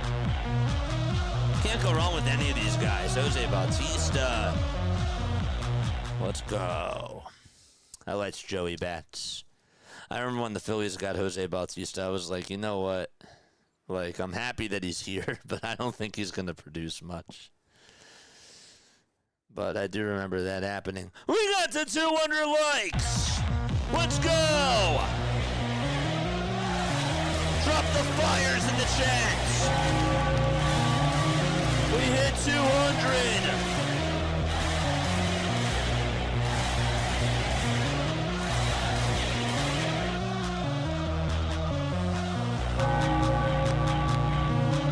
Let's go. Chapman? Aroldis Chapman? Matt Chapman? Let's go. Thank you so much, chat. Thank you very, very much. Okay, we're going to go to the top of the 7th inning. 1-0 Philadelphia. And Kyle Schwarber is up for the 3rd time today. Here's the pitch to Kyle. It's up high for a ball. That was a knuckle curve thrown by Griffin Canning. Canning has 77 pitches. 1 ball, no strikes. The pitch outside for ball 2. If you subscribe to the channel, it is free. It's also a really good way to support the channel as well. 2 balls, no strikes. And the pitch to Kyle, and he fouls it back towards the screen. He was a little bit off balance there.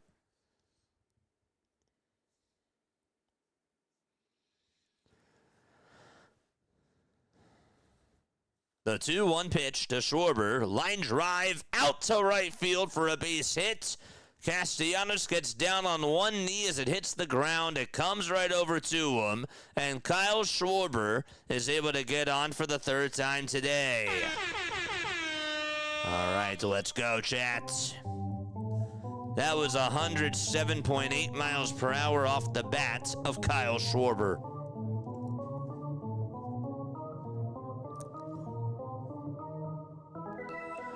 George! Here's the pitch to Bryce Harper. And that's inside for ball 1.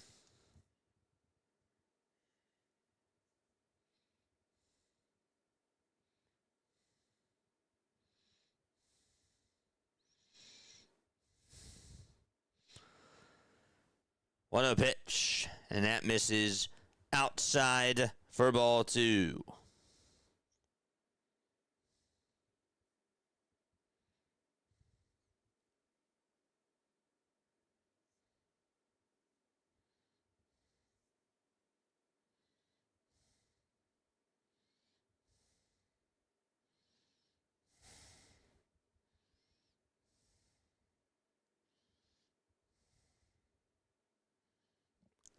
Next pitch, and now it's ball 3. So it's 3 balls, no strikes to Bryce Harper.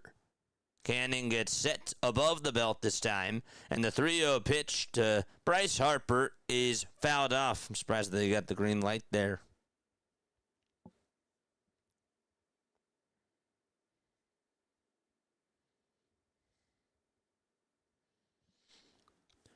Three balls, 1 strike. 7 more subs till we get to 10,250. 3-1 is the count. The pitch to Harper outside for ball 4, and he's over at first base right now for Philadelphia.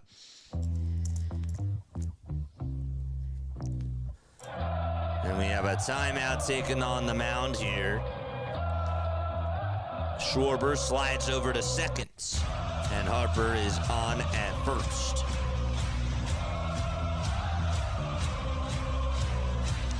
Ruben Niebla is going to go out there and have a conversation with Griffin Canning. Jeremiah Estrada is also warming up in the Padres bullpen.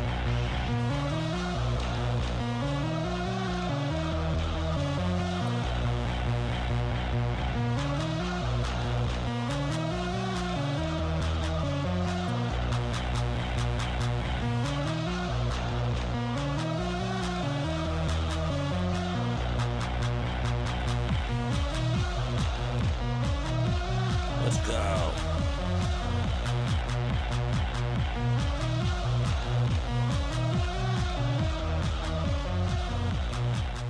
Now it's Alec Boehm's turn to come on up to the plate right now. The pitch to Boehm, fouled back towards the screen.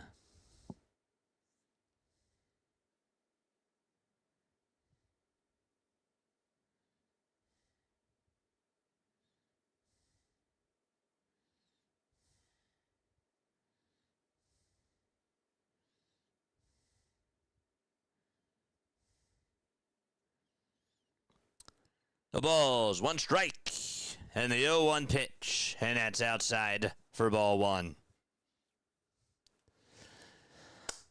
All right, let's go. One ball, one strike. Schwarber at second, Harper at first, the 1-1 pitch. There's a grounder hit over to shortstop. The throw to second, there's one, and the throw to first, there's two, and that is a double play. Schwarber does advance over to third, but Harper's out at second. And Alec Boehm is retired. He has grounded out to short 3 times today.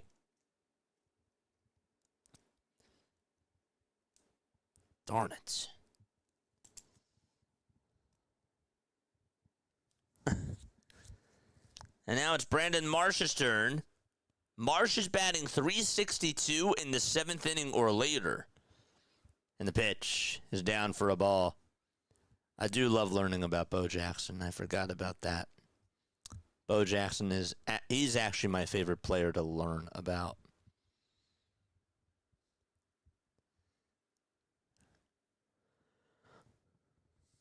Canning gets set and deals. And the pitch is down for ball 2. Just 2 hits for Philadelphia today. That's it. Phillies play tomorrow night against the Padres. It'll be Aaron Nola going up against Randy Vasquez. They still say that Griffin Canning is pitching tomorrow on ESPN. 2-0 pitch, and Marsh hits one out over to right field. That's going back towards the track, and bye-bye baseball! It's gone!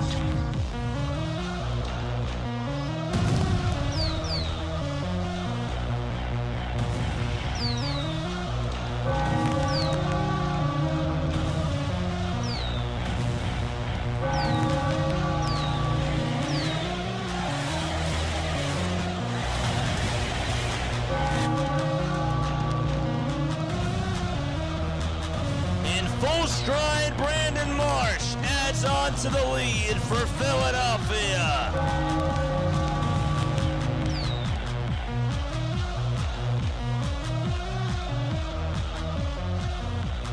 The pitch, swing and a miss to Bryson Stott. Brandon Marsh knocks his 5th homer of the season. The bearded man does it again.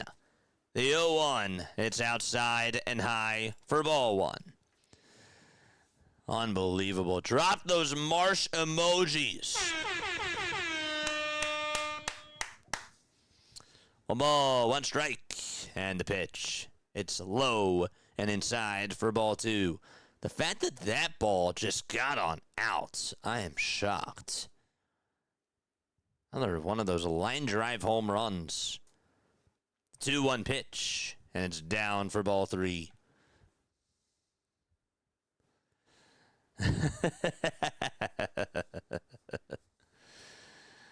3 balls, 1 strike.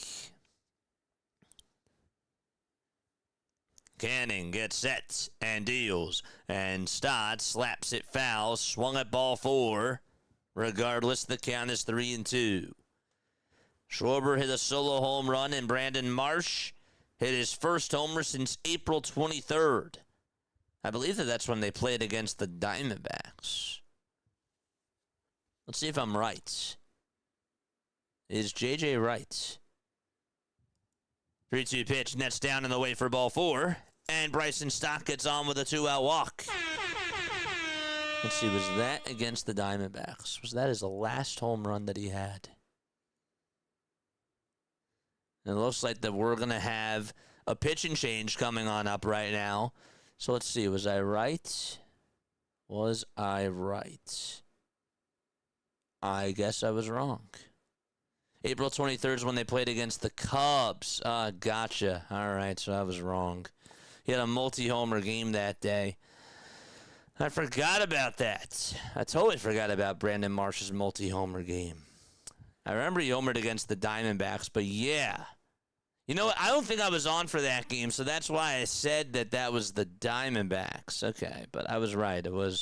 He did homer against Arizona, but we did miss that game. I remember now. Let's go. Okay, there we go. 6 more subs.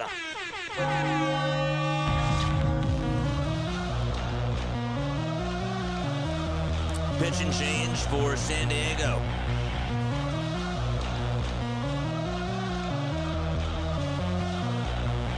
You left Canning in too long. I left him in too long. Sorry, my bad. I apologize, Jay Mellis. It was my fault. I left him in too long. I know you're not talking to me. But it was my fault. Let's go, baby.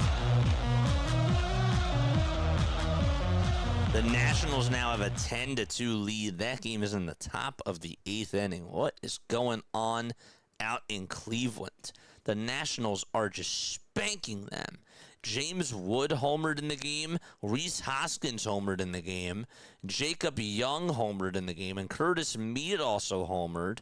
Mead homered twice, actually. Holy smokes. C.J. Abrams, Luis Garcia Jr., they all homered for Washington. So how many homers is that for them? That is 6 home runs that they have hit in that game. Unbelievable.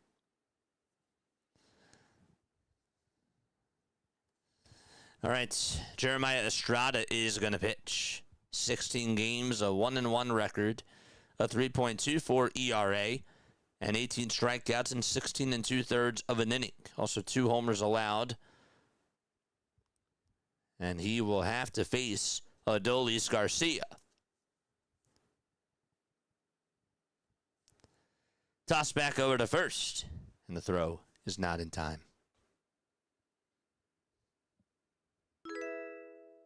Great job on Canning, JJ. I try, man. I try. Thanks for replying to my joke. The pitch, and that's in there for a called strike. James GTA and 2K NBA. Thank you so much for tuning on in, man. The ball's 1 strike. And the 0-1 pitch to Garcia. It's popped up over towards the left side, heading foul and out of play.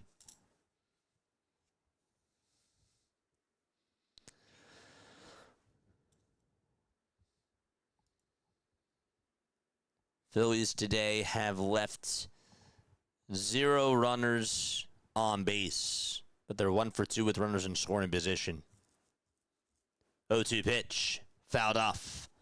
Meanwhile, the Padres have left 6 men on base, and they are 0 for 8 with runners in scoring position today. 0 for 8. Nola versus Vasquez tomorrow. 0-2 pitch. Strike 3 called, and we're going to go to the bottom of the 7th. It's a 3-0 lead for Philadelphia. All right, it's trivia time.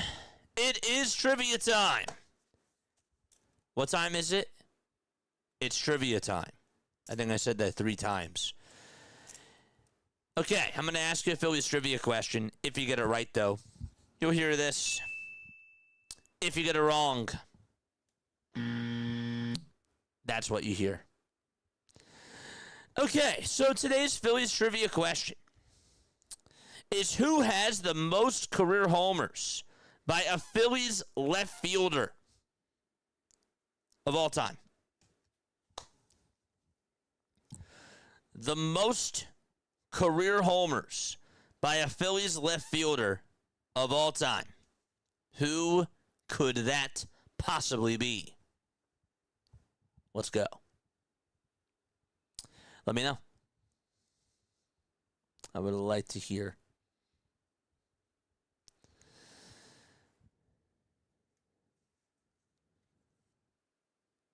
Lazinski. Close. Burrell. Pat Burrell's number 1. Greg Lazinski's number 2. Good job. Larry got it. Pat the Bat. Cripps. My guy David, he got it too. Let's go. Greg Lazinski had 220 homers as a Philly. Pat Burrell, 233. Del Ennis with 183. And then you got Sam Thompson with 95 and Kyle Schwarber with 93 as a Philly. So good job, Wayne. Good job, Larry. Good job, David. Awesome stuff. Great stuff. Yes, l'chaim. Cheers. I didn't even get to do that today. Pat Burrell. Good stuff. I liked Pat Burrell. I liked his walk-up song. His walk-up song was Dirty Laundry by Don Henley. But, of course, the guy that had the best walk-up song, Chase Utley, Cashmere. It's a good one. Burrell had that many, never would have thought that. He had a lot. Oh, he definitely had a lot. And he was with the Phillies for a while. He was. I mean, like, think about it. Think about it. He was with them from, like, what, 99 to 2010, right? 2009? He was with them from 2000 to 2008. Okay. Yeah, he had 292 career homers. All right, Orion Kerkering is going to pitch as we go to the bottom of the 7th inning. A solo home run from Kyle Schwarber and a 2-run home run from Brandon Marsh has gave the Phillies a 3-0 lead. The pitch, and that is in there for a strike. I was wrong, but JJ was more wrong for keeping Canning in for too long. It was all my fault, chat. It was all my fault. I apologize. 0-1 pitch. And that's in there for a ball. That's actually inside for ball 1. I apologize to all the Padres fans. 1 ball, 1 strike. The 1-1 pitch. Fouled away. Tomorrow night's going to be a lot of fun. We got a late one tomorrow night. Anybody going to be on for the late game? It's at 9:40. It starts at 9:40. 1-2 is the count. And the sinker that's thrown is inside at 97 miles per hour. Cashmere. Cashmere was his walk-up song by Led Zeppelin. 2-2 pitch. It's down in the way for ball 3. 75 more thumbs ups until we get to 300 likes. And now we praise his Morty. 3 balls, 2 strikes, the payoff pitch, and it's a foul ball. Dude, chat is flying today. David says, I'll be here tomorrow night. D's going to be here. Let's go. Let's go. 3-2 is the count. 3-0 Phillies.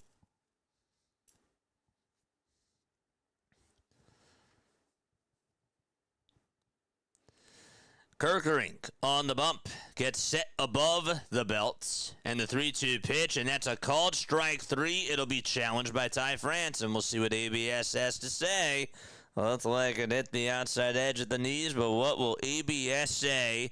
That is a called strike 3. And there's out number 1. That was awesome. Ty France down looking on strikes.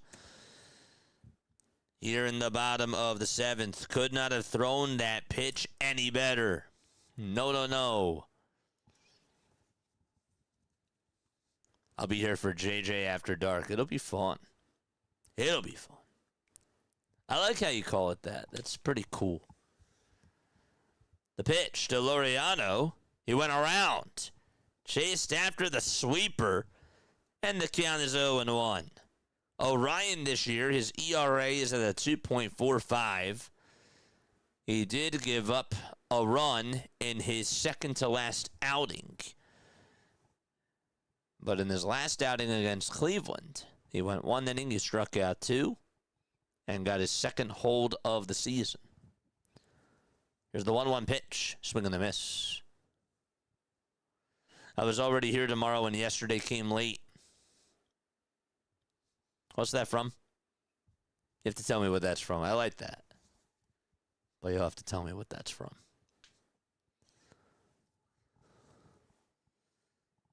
Luzardo's scoreless streak is still going. Yep, the Phillies are up 3-0, so that is correct.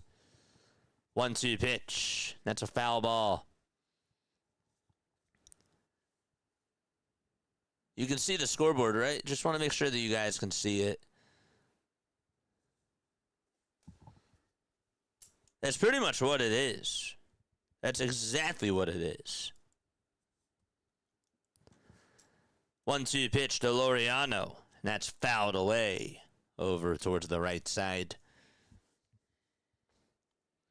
If you have not hit the thumbs up button, it is free. If you have not hit the subscribe button, that is also free. Please make sure that you guys do that. It really does help out the channel. That's how we get more Phillies fans. That's how we get more baseball fans on here. I really do try to make sure that I do that for all the people that I watch, of course, because I love supporting everybody. 1-2 pitch on the way. Struck him out, swung on him, missed, and that was in the dirt. Let's go. That was awesome. Really good slider thrown by Orion Kirkerink. 2 away, bottom of the 7th. And Duran comes on up, and he'll float one out towards the right side. And Stott gets to it on a hop. Throws it over to first. And we are going to the 8th inning. 3-0 Phils. All right, other scores in the other sports. Right now, the New York Knicks are up 36-26 with 1:18 to go in quarter number 1 out in Cleveland. The Knicks are trying to sweep the Cavaliers and head to the NBA Finals. And they will, if they do win, they will have to see what happens throughout the rest of that Spurs-Thunder series. Game 5 of that series will be tomorrow night at 8:30 p.m. Eastern Time. And that'll be interesting, too. In the NHL, as we take a look at the Eastern Conference Finals there, the Hurricanes lead at 1-0 in the game that they're playing against the Canadiens. The series is tied at 1 apiece. Gostisbehere got a goal, Flyers fans. Ghost did score for the Hurricanes. Interesting. In the WNBA, we have 2 games today. The Fire lead at 19-18 as they go into quarter number 2. And then tonight at 10 o'clock, the Sun play against the Valkyries. That game should be interesting. Even though the Sun are 1-6 to start off the season, they're trying to get their second win of the season.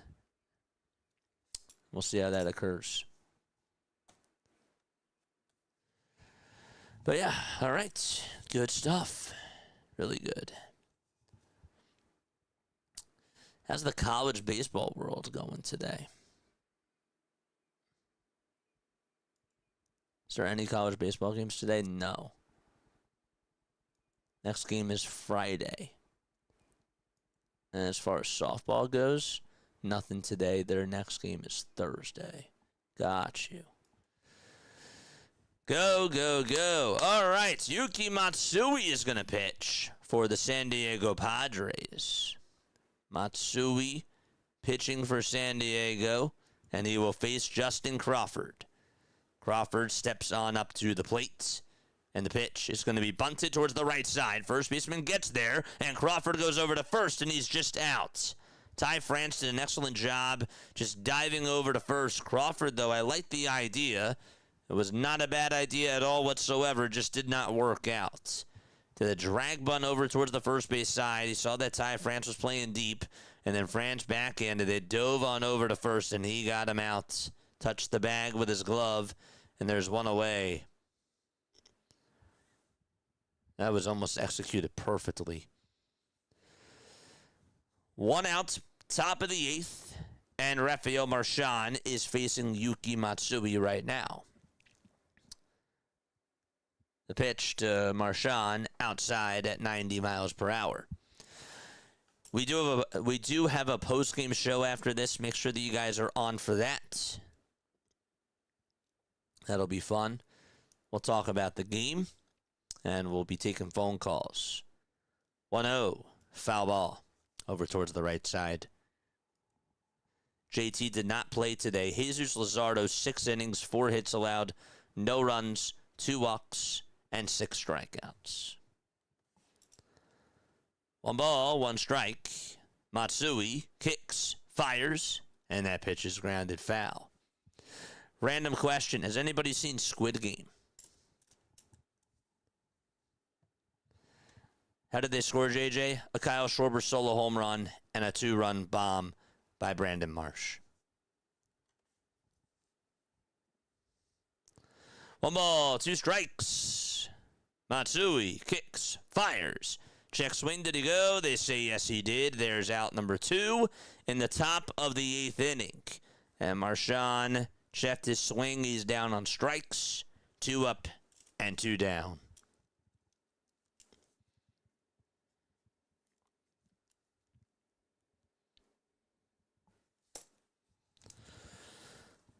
Trey Turner is up to bat. Matsui gets set just at the letters. And the pitch is taken up high for a ball. Yes, but I'm on season 2. No spoiling, please. Okay, gotcha. If you like Squid Games, hit the thumbs up button. That was really the point of this. Because I like Squid Games. 1-0 pitch. Swing and a miss.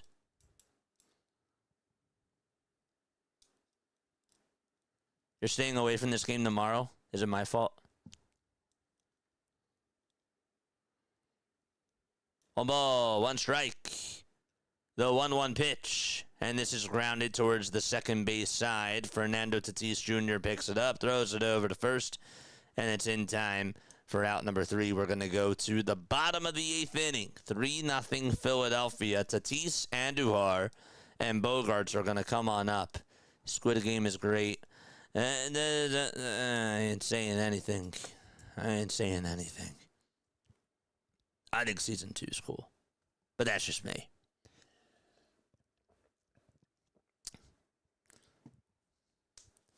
Was Matsui the series MVP?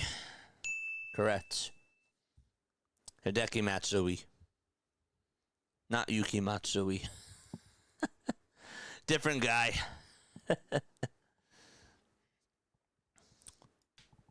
But yes, Hideki Matsui was the World Series MVP.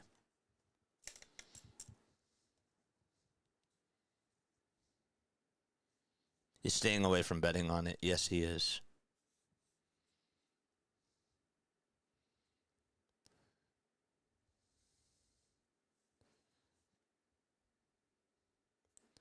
The Nationals 1 through 4 hitters tonight against the Guardians have 10 hits.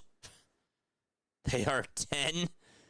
Holy smokes, is that correct? They're 10 for 19 with 5 homers and 9 RBIs and also 7 runs scored. That's ridiculous. That's how they finished today. Matsui this year didn't have an ERA. 12 strikeouts in 10 innings. Has not given up 1 run this year at all. Just 5 hits in those 10 innings. Forgot to mention that. All right, 6 more subs till we get to 10,250. hit that thumbs up button and hit that subscribe button as well. Appreciate everybody that's tuning on in. You guys are the best. Fernando Tatis Jr., who has gotten on base 3 times today, has reached on an infield single, has also singled out to center, and he walked in the 5th. Here's Brad Keller. The pitch is low for a ball. Taking at 97 miles per hour. Phillies trying to get back to 500 and get their 27th win of the season. Excuse me. Billy writes, thank you so much for being on here and for subscribing to the channel. 1-1 is the count. 5 seconds left on the pitch clock. And the pitch, that is down and away for ball 2. There's a reason his nickname was Godzilla. Yep. 2 balls, 1 strike. And the 2-1 delivery is low for ball 3.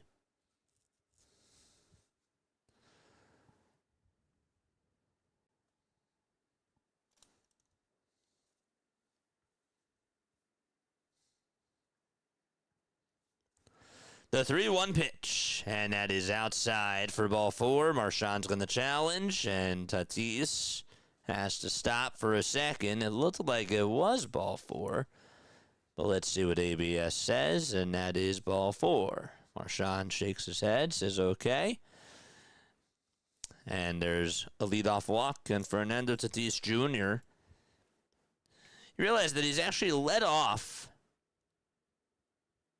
the inning 3 of the 4 times he has come on up to the plate today. He led off the first with an infield single, led off the 3rd with a single as well, and he just led off the 8th inning with a walk. 4 more likes, baby. A ball, no strikes. Keller fires, and the pitch is in there for strike 1.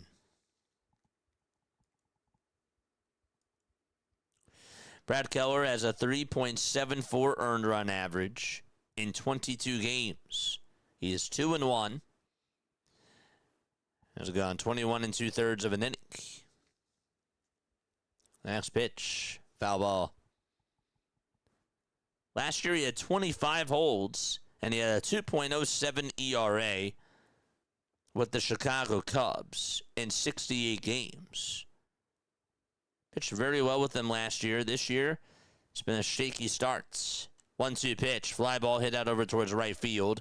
Garcia jogs on in, stops, and makes the catch. And there's out number 1. No clue what happened to John. I have no clue.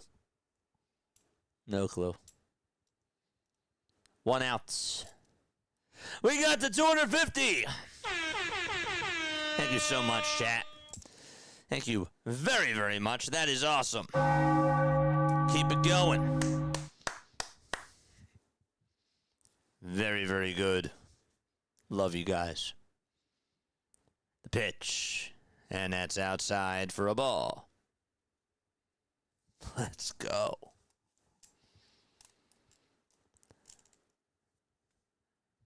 1 ball, no strikes to Xander Bogaerts. And the 1-0 delivery is a slider at the knees for strike 1. I love this community so much.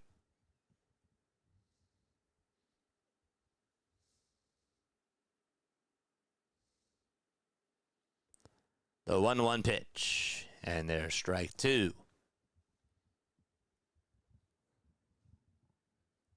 And this is going to be challenged by Xander Bogaerts. And that is confirmed to be a strike. And San Diego is also out of challenges. Out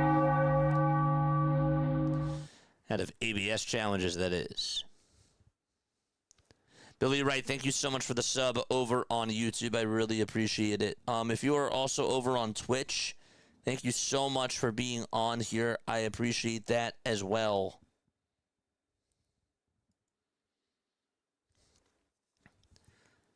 2 balls, 2 strikes.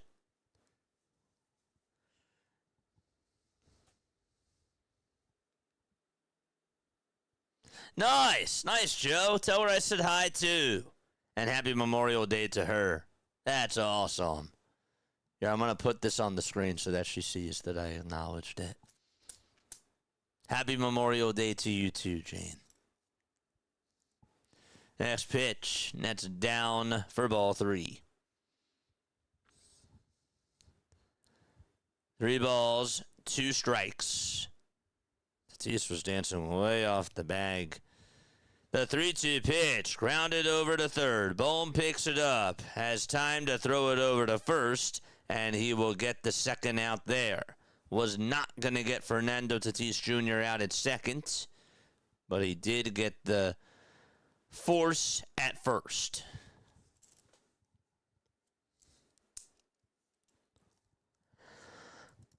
Ooh, man.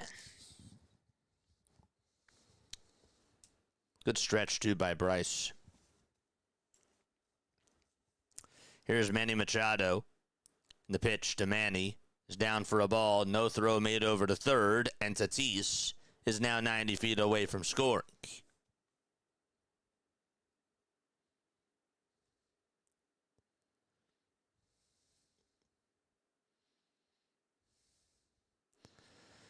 The 1-0 delivery. High for ball 2.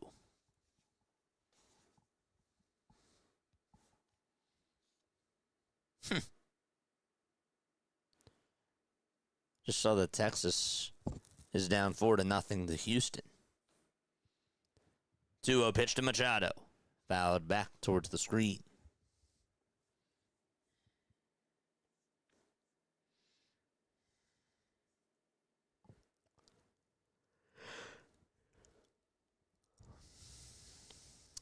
Two balls, 1 strike.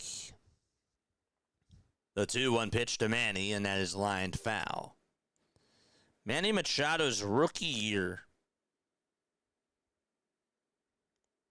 was 2012.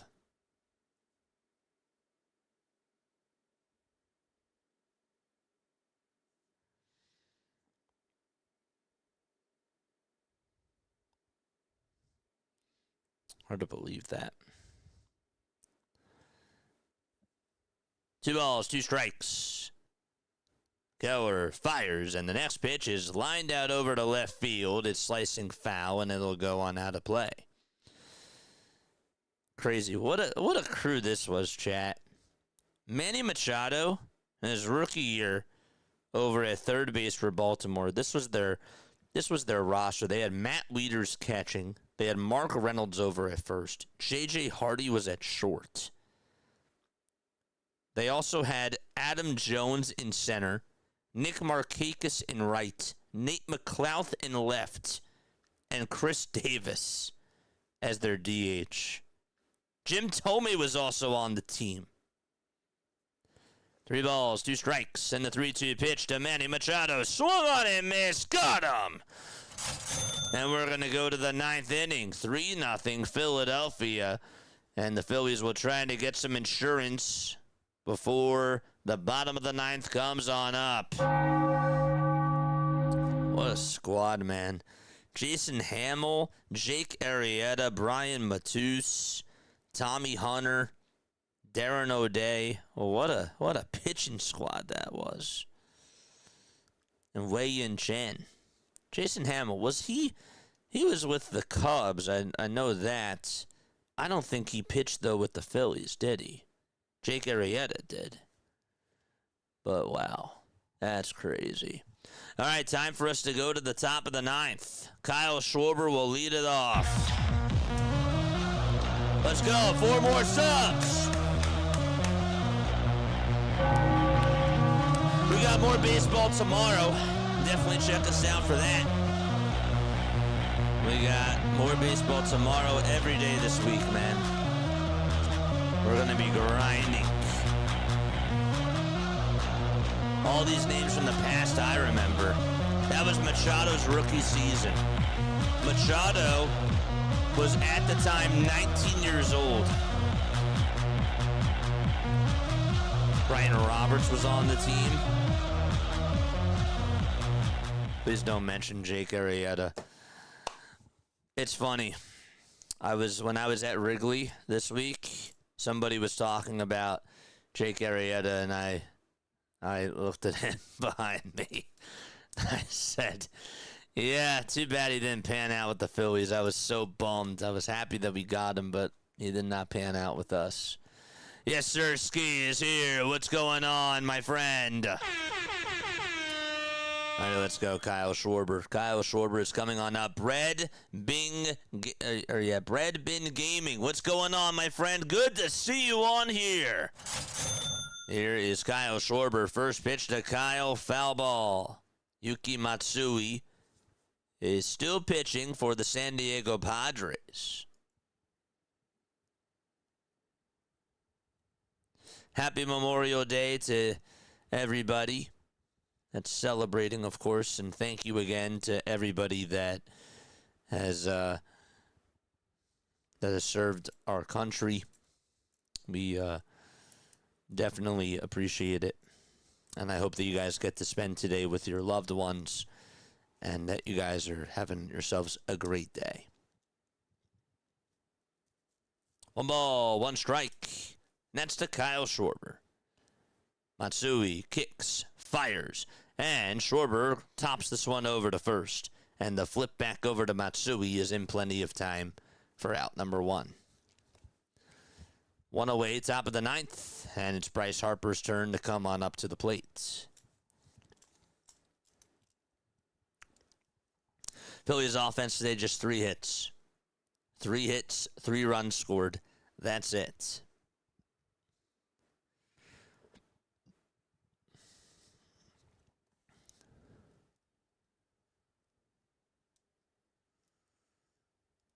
One out, top of the 9th. Matsui kicks, deals, and Harper swings and chases after the slider. There is Duran. You got your spiders ready? Are they ready? 0-1. That's down for a ball.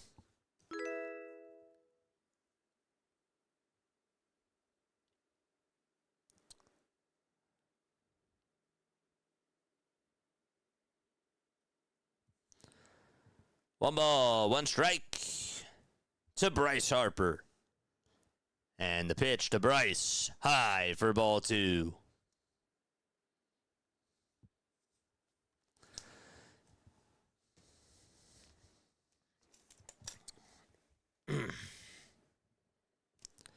Two and 1 to Bryce Harper.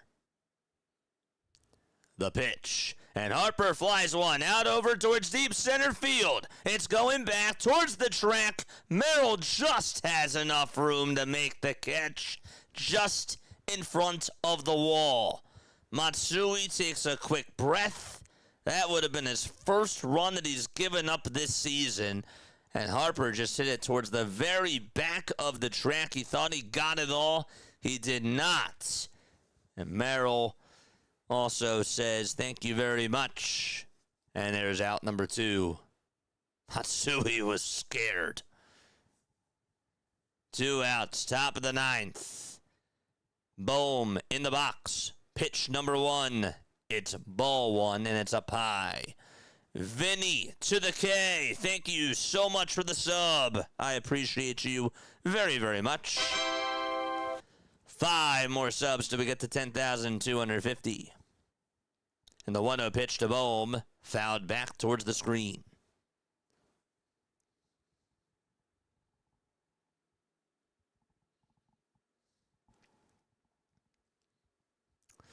$452 people watching. Let's go. Let's go, baby.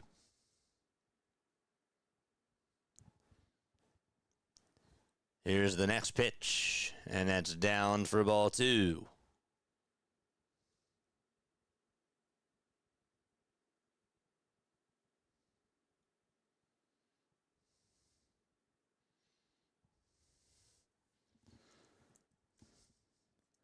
Two balls, 1 strike, and the pitch. And that'll be in there for strike 2. It's now 2-2 to Alec Bohm.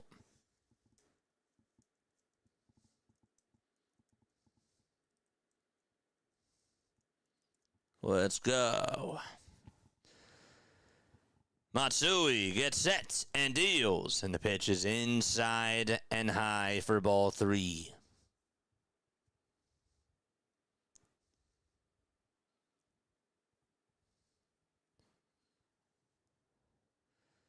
Five seconds left on the pitch clock. Matsui with his 21st pitch of the game. Here it comes, and it's down for ball 4, and Bohm gets on with a 2-out walk here in the top of the 9th inning. After grounding out to short 3 times, Alec Bohm finally gets on base, and Brandon Marsh, who homered his last time up, is looking for a similar result right now. Let's go. Get your spiders ready.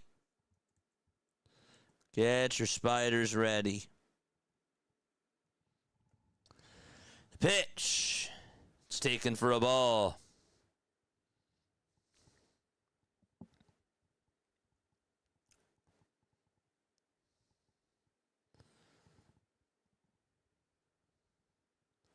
The 1-0 to Marsh. That catches the inside edge for strike 1.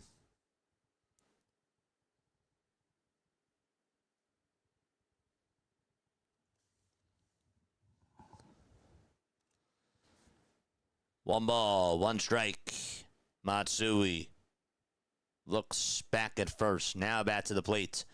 And the 1-1 pitch fouled back again towards the screen. Astros are now up 4-0 against the Texas Rangers. Alvarez, we talked about how he hit a sac fly in the first. He also homered. That ball went 415 feet. 1-2 is the count to Brandon Marsh. The pitch to Marsh, and it's popped up over towards the left side. Machado at the shortstop position is going to make the catch, and there's out number 3. Bottom of the 9th, coming on up. Duran looking to go out there and try to shut the door. Okay, here we go. Time to go to the bottom of the 9th. Hit the thumbs up button. 4 more subs to get to 10,250. Let's go. Hit that thumbs up button. Hit that subscribe button. Let's go. And let's get that W. Look, I am. Cheers. Let's go.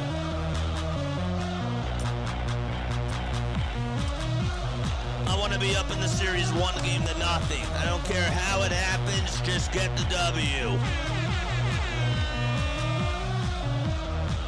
Folks, my name is Jason Joseph. This, of course, is Play-by-Play with JJ. I do Phillies baseball. I do Sixers basketball, Eagles football on this channel. We do a lot of content on here. We really do. If you like what you hear, it's a traditional style of a call, sort of like old school radio play-by-play. That's what I do for my basketball and my football calls, my football calls as well. You should definitely check out some of my other content. People are like, well, you just, you do the Eagles too? You do the Sixers as well? Of course I do. I do. Absolutely. But we also do a lot of baseball on this channel as well. Rochelle Webb, thank you so much for the sub. I appreciate it. 4 more away. 4 more subscribers to go. Yes, sir. Nice. Also, if you want to check out Diamond Zone, we'll be back on for that on Wednesday. What is MLB Diamond Zone, JJ? It's basically NFL Red Zone, but it's for baseball. And it's a lot of fun. If you guys like listening to different baseball games at once, if you're if you have any bets, or if you also are just really a diehard baseball fan like me, and if you like fantasy baseball, definitely make sure that you guys check that out. It's really, really cool. All right. Here is Duran, who just got his 100th save in his last save opportunity that he got. And we'll see if he can shut the door against the Padres. 2 more to go. 2 more subs. Let's go, baby. Here is the pitch. And that is in there. Actually, it's a little bit outside for a ball. Sorry, I got a little bit distracted there. I got to lock in. Time to lock in. Duran has to lock in, too. 1 ball, no strikes. Duran kicks, steals, and Merrill flies this one out over towards left field. Marsh on the track has room, makes the grab. 1 out in the bottom of the 9th inning. And 2 more outs to go.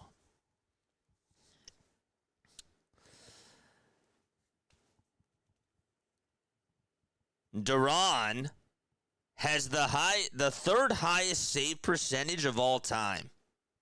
The 3rd highest save percentage of all time. And that is for a minimum of 100 saves. 1 out. And the pitch. And that's inside for ball 1 to Nick Castellanos, who's hitless in 3 at-bats. He's flied out twice and is grounded out once. Diamond Zone's so much fun. I can't wait for our next Diamond Zone on Wednesday. That'll be great. 1 ball, no strikes, and here's the 1-0, and that misses down for ball 2. Did Alvarez just homer again? What's it now, 7-0 there? Oh, Walker homered. The 2-0 to Casties, swing and a miss. That splitter was at 98 miles per hour.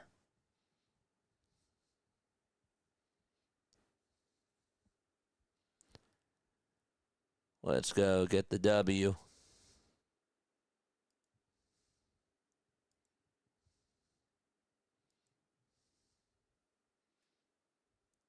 Two-one pitch, swing and a miss.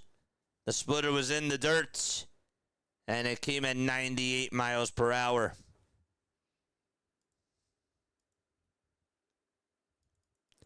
Two balls, 2 strikes. Duran kicks, fires, and it's down and away for ball 3. I'd really like to get Castellanos on this pitch. What's he going to do? Breaking ball, fastball? We'll see. Duran kicks, fires, and there's a line drive hit out over to left field. Marsh has room, makes the catch, backpedals towards the track, and there's out number 2. Threw a fastball down the middle. Duran didn't like it, but he got the result anyways. 1 more out to go.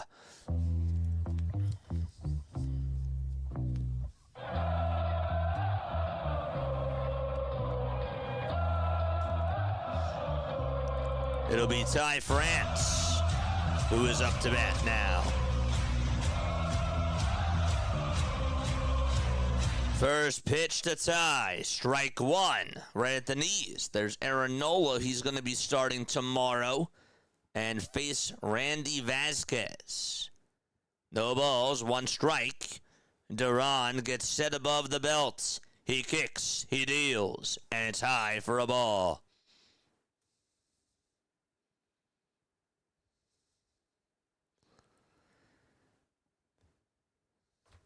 BW's here. Let's go, baby. 1 ball, 1 strike. Duran kicks, fires, and there's a ground ball hit over to short, and it's going to go out to center field for a base hit. I thought maybe Turner was going to get to it on the dive, but it went underneath his glove, and France extends the game. And he gets on with a 2-out single. Actually got by Turner. Didn't go under his glove, but regardless, he would not have been able to get to that baseball. That was hit pretty sharply. So it's Ramon Laureano's turn to come on up to the plate. Laureano's been around. Played for the A's, the Braves, the Orioles as well. And the pitch is upstairs for a ball.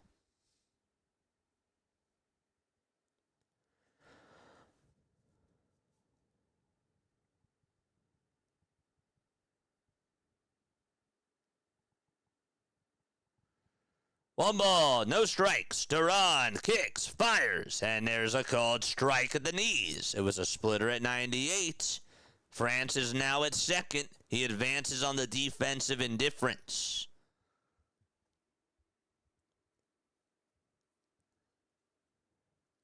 One ball, one strike. Duran gets set above the belt. Kick, steal, swing and a miss. And the Padres are down to their final strike.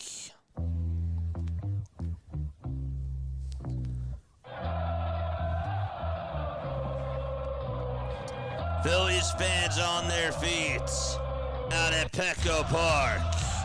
3 seconds left on the pitch clock. The 1-2 on the way. It's outside and low for ball 2.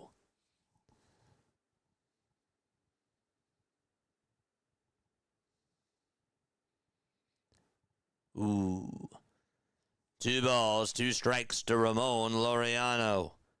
Duran looks over at third. Now back to the plate. And the 2-2 on the way. It's high. Not by much.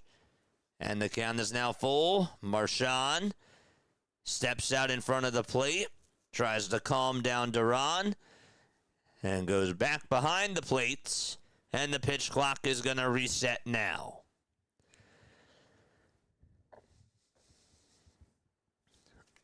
Three balls, 2 strikes to Ramon Laureano.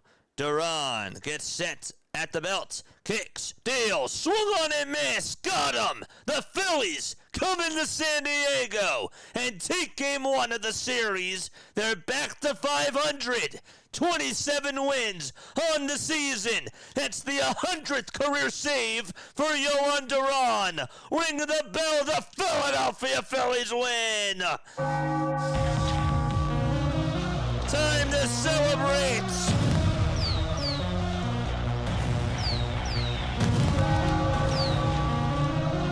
A 3-0 shutout. Duran slams the door on Laureano.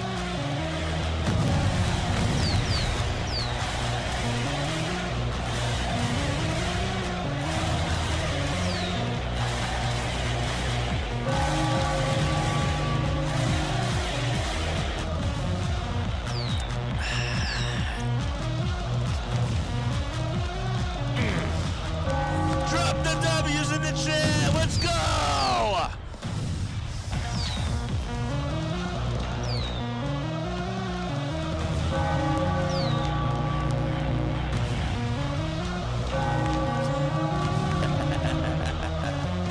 Yes, sir.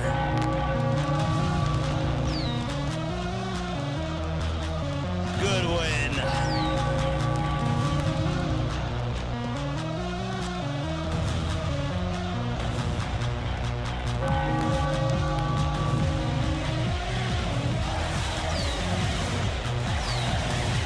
Yes.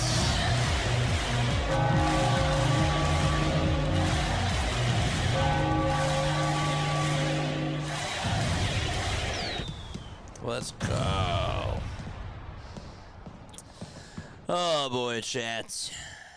Oh boy. You know what? Not the way that I would have drawn it up, but a win is a win. And they got the shutout. Jesus Luzardo was spectacular. Kyle Schwarber had a big-time home run. Brandon Marsh had a big-time homer. And also Duran got his 100th career save. Good day. I'll take it. I'll take it. I absolutely will take it. Obviously, there's things that I'm not happy about with the offense, but I'm not really going to go there today. I'm not, because they got the win. They got a nice win on Memorial Day. This was their first Memorial Day victory since 2014. It's been 12 years since the Phillies have won on Memorial Day. Does that really mean anything right now? No. But if you're a Phillies fan and you've been watching them for at least 12 years, then it does matter, because you've been really close to watching this team. But it feels good. It feels good to get a W. I like heading on into the series, especially because you have to understand this too, okay? I'm not making excuses. But think about this. You finished the game yesterday, and you hop on a plane. You play an afternoon game. out in San Diego. And, like the schedule is really, your clock is sort of messed up because you finished an afternoon game on the East Coast yesterday.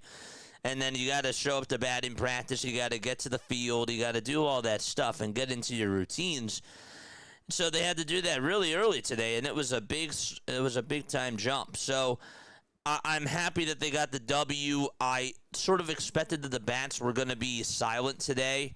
It didn't matter who they were going to face, whether it was Griffin Canning or if it was Randy Vasquez.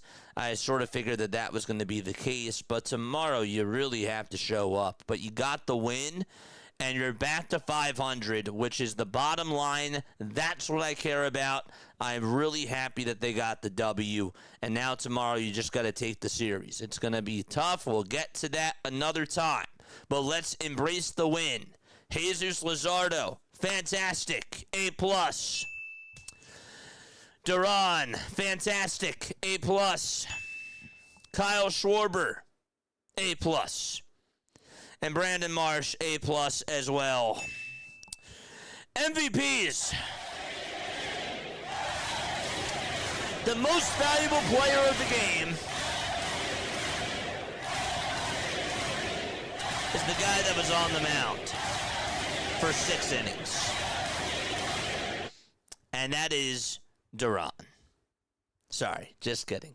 Just kidding. Jesus Luzardo. Jesus Luzardo was fantastic today. This guy comes into the bottom of the first.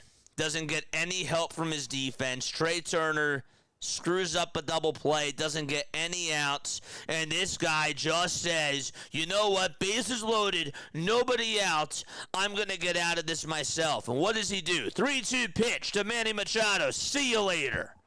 And then on the very next at-bat, Jackson Merrill comes up, gets a sweeper on the outside edge, right at the knees, and he just looks at it and has to go back to the dugout. Those 2 strikeouts were sexy. Those 2 strikeouts were absolutely awesome. And I really thought that a lot of times today, he got himself into jams from that point forward, but this is the type of competitor that Jesus Luzardo is. If he's not getting help from his defense, he still is a workhorse. He makes good pitches when they matter.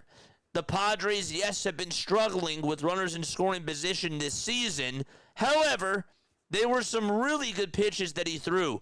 All those sweepers in that at-bat to Jackson Merrill were ridiculous. One pitch looked like I thought that it was going to hit the outside edge of the knees, and it just sailed down and away. That was the first pitch. Then the next one, he throws it again, gets it on the outside edge. And actually the third one, if I remember correctly, it was not on the outside edge. It was on the inside edge. I could take a look at that again. Regardless, really good pitching at the end of that first inning to get out of that jam. And then what does he do? Nick Castellanos grounds out over to short, throws him a really good pitch. It was a four-seamer, and he got out of the jam like he did. A lot of times today, especially like in the third inning when he had traffic on the bases, he pitched really well from the stretch. That is a big positive because there have been times this year where we've watched Jesus Luzardo struggle in those situations, especially with no outs. We've seen him crumble. We've seen him just not have his stuff.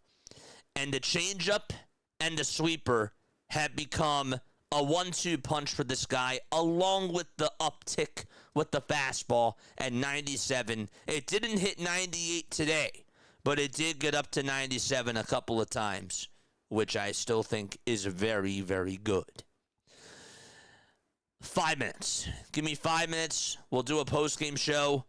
We'll take phone calls. Excellent window for the Philadelphia Phillies. Their pitching has been really strong. I liked what the bullpen did today. I thought Orion looked good. Brad Keller, I don't trust him. I don't really trust this bullpen overall right now. But we saw good things today. They were throwing strikes. They were. So, and then Duran looked great. He did. He settled on in, and he got the job done. All right, 5 minutes. I'll be back in 5. Rochelle, thank you so much for the sub over on YouTube. Also, Vinny and Billy, thank you as well for the subs on YouTube too. All right, 5 minutes. I'll be right back. Don't go anywhere. I will see you all very, very soon.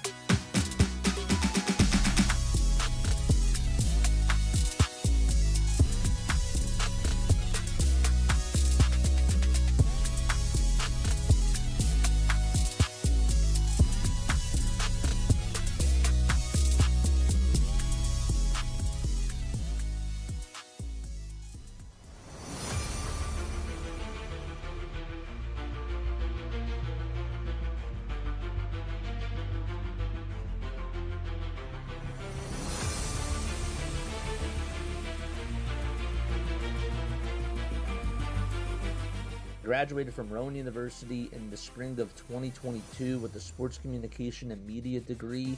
I got to actually call minor league baseball and G League basketball games while I was in school. And then I graduated, and as soon as I graduated, I went to NFL Films in Mount Laurel, New Jersey. And as much as I loved that experience, I miss putting on the headsets. I decided, you know what, talk is cheap. I have a laptop that's in my house, and so 21 months later, here we are, still on YouTube, calling games and building an incredible, loving community on here with the people that I call my Philly freaks with a capital P and a capital H. We go live for every single Phillies, Sixers, and Eagles game, and we do it like old school radio play-by-play style.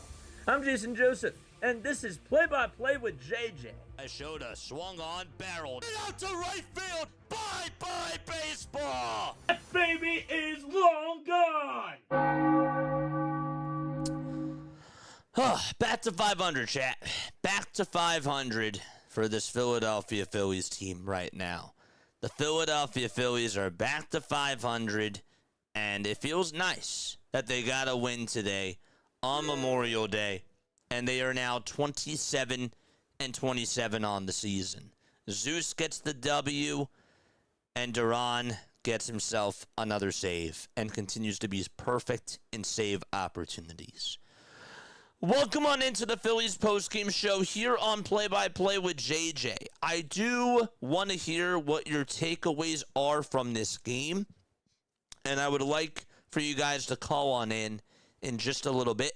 We will be taking phone calls, and we will hear from you guys, the Philly faithful, as we talk about this game.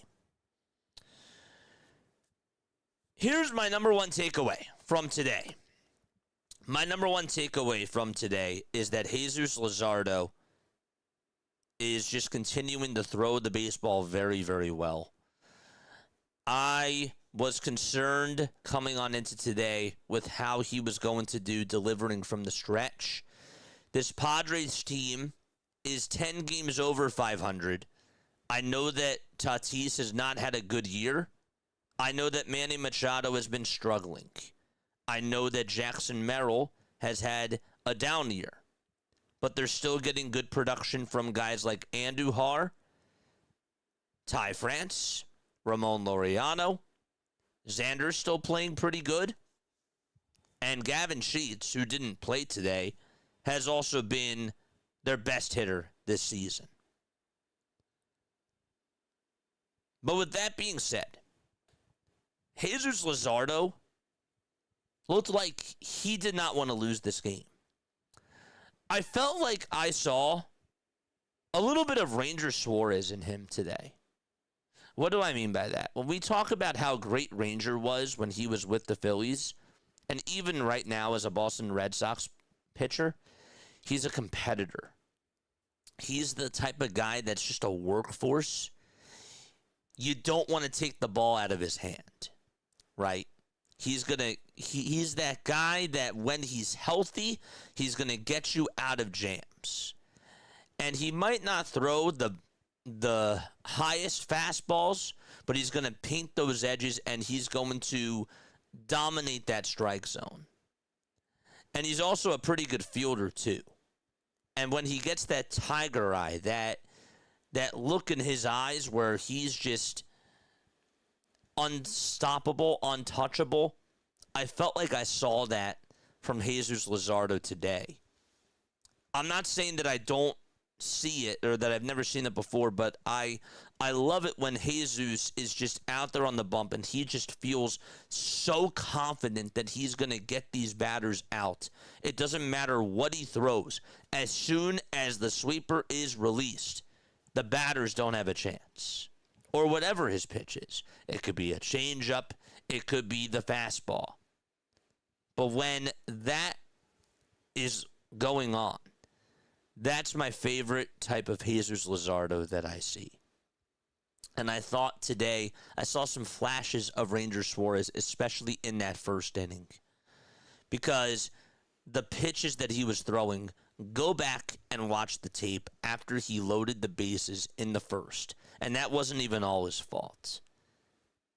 He gives up an infield single to Fernando Tatis Jr.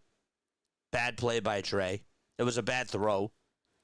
Tatis would have been safe anyways, but still, not really a bad pitch. And then, of course, he ends up, what does he do? He ends up allowing a single to Andujar. Not really hard contact there. But then Bogaerts gets on with an E6, and what should have been a double play, it ends up loading the bases. There's nobody out in this situation. You're up 1-0 as you get a bang from Kyle Schwarber. How does Jesus Luzardo get out of that jam? Because that was a tone setter. That right there was balls of steel. That's what he was doing. The pitches that he threw to Manny and the pitches that he threw to Jackson Merrill were electric.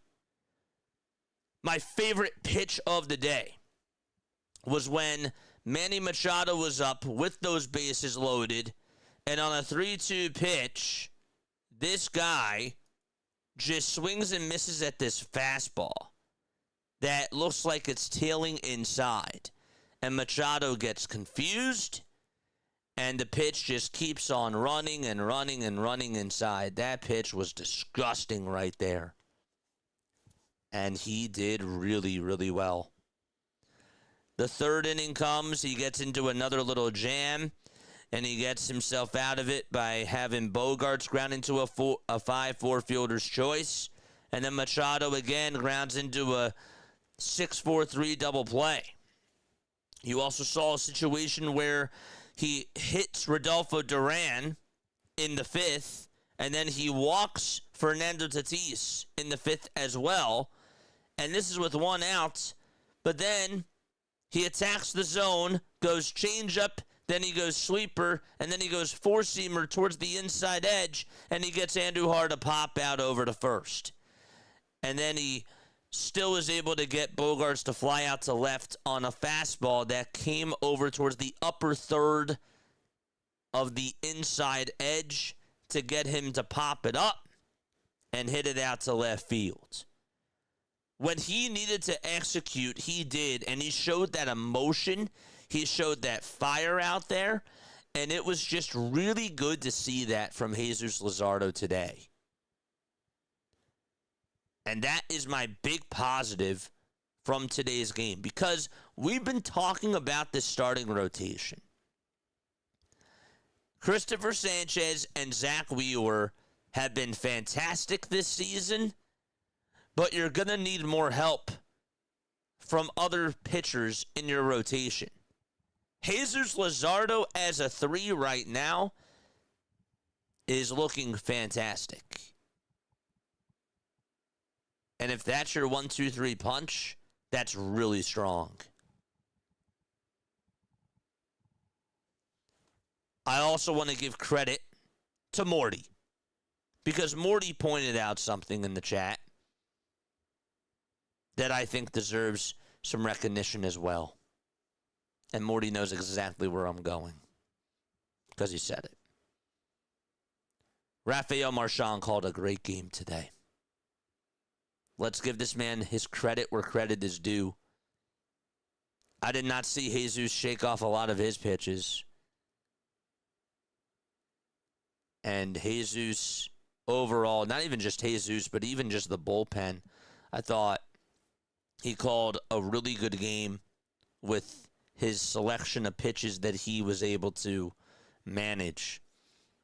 And he did a great job behind the plate. I think that Jesus Luzardo pitched really well, but I also have to tip my cap to Rafael, because a lot of those pitches were his calls.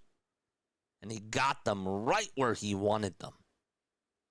It's a two-man game. That's what makes a battery work, when your pitcher and your catcher are on the same page. It's a great feeling. And Marchand did an excellent job today calling this game.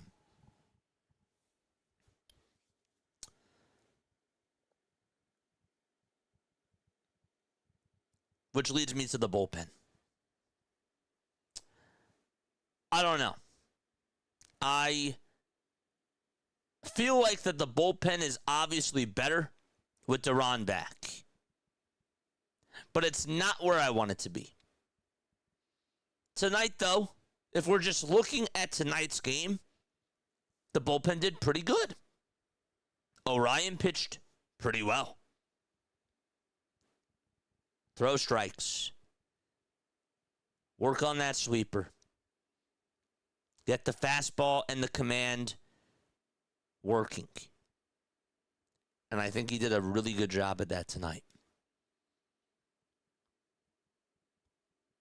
I thought that he was really strong out there. And he looked probably the best that I've seen him in a little bit of time. I thought Brad Keller also was a little bit shaky, but he got the job done. In the 8th inning, he allows the walk to Tatis. But then Andujar flies out on a sweeper that was down the middle. Don't think that he wanted that pitch. I remember saying that in the moment. But he got it to work. And then Bogarts ended up grounding out over towards third. The sweepers were not working in that at-bat. Didn't get him to chase after he got him down in the count 1-2. So then the count works up to be full, and he goes to a sinker over on the inside corner, jams him, gets him to ground out over to third. Really good pitching there. Great call as well by Raphael. And then Machado comes up, and he falls behind in the count 2-0 to him. Gets him to foul off a sinker and a slider towards the inside corner. Works the count full. And then gets him to swing and miss at a sinker, which was actually pretty good. That came out very good in his hand. And then you got to Duran in the 9th inning, and it was just turn the lights out. I want Brad Keller to be my setup man. I still don't feel good with him out there right now. I love the signing in the offseason. I thought that was a really good signing. But for some reason, it just has not. I get this unsettling feeling, chat, when I watch him out there on the bump. It just feels like something, my antennas sort of go up. Or they want to go up. And I feel like they've gone up more times than I've liked with Brad Keller out there. And that's not good. Because he was supposed to be a big addition to your bullpen, and you lost Matt Strahm. I know that he's a lefty, but Keller was supposed to be your number one righty, and I don't think he's lived up to that right now, as of today. So, he can get hot, though. It wouldn't shock me if he just gets into a groove.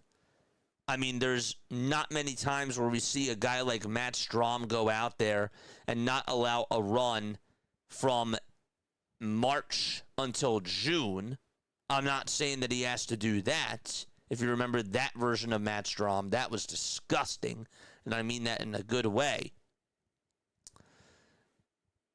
But I'd like the ERA to go down.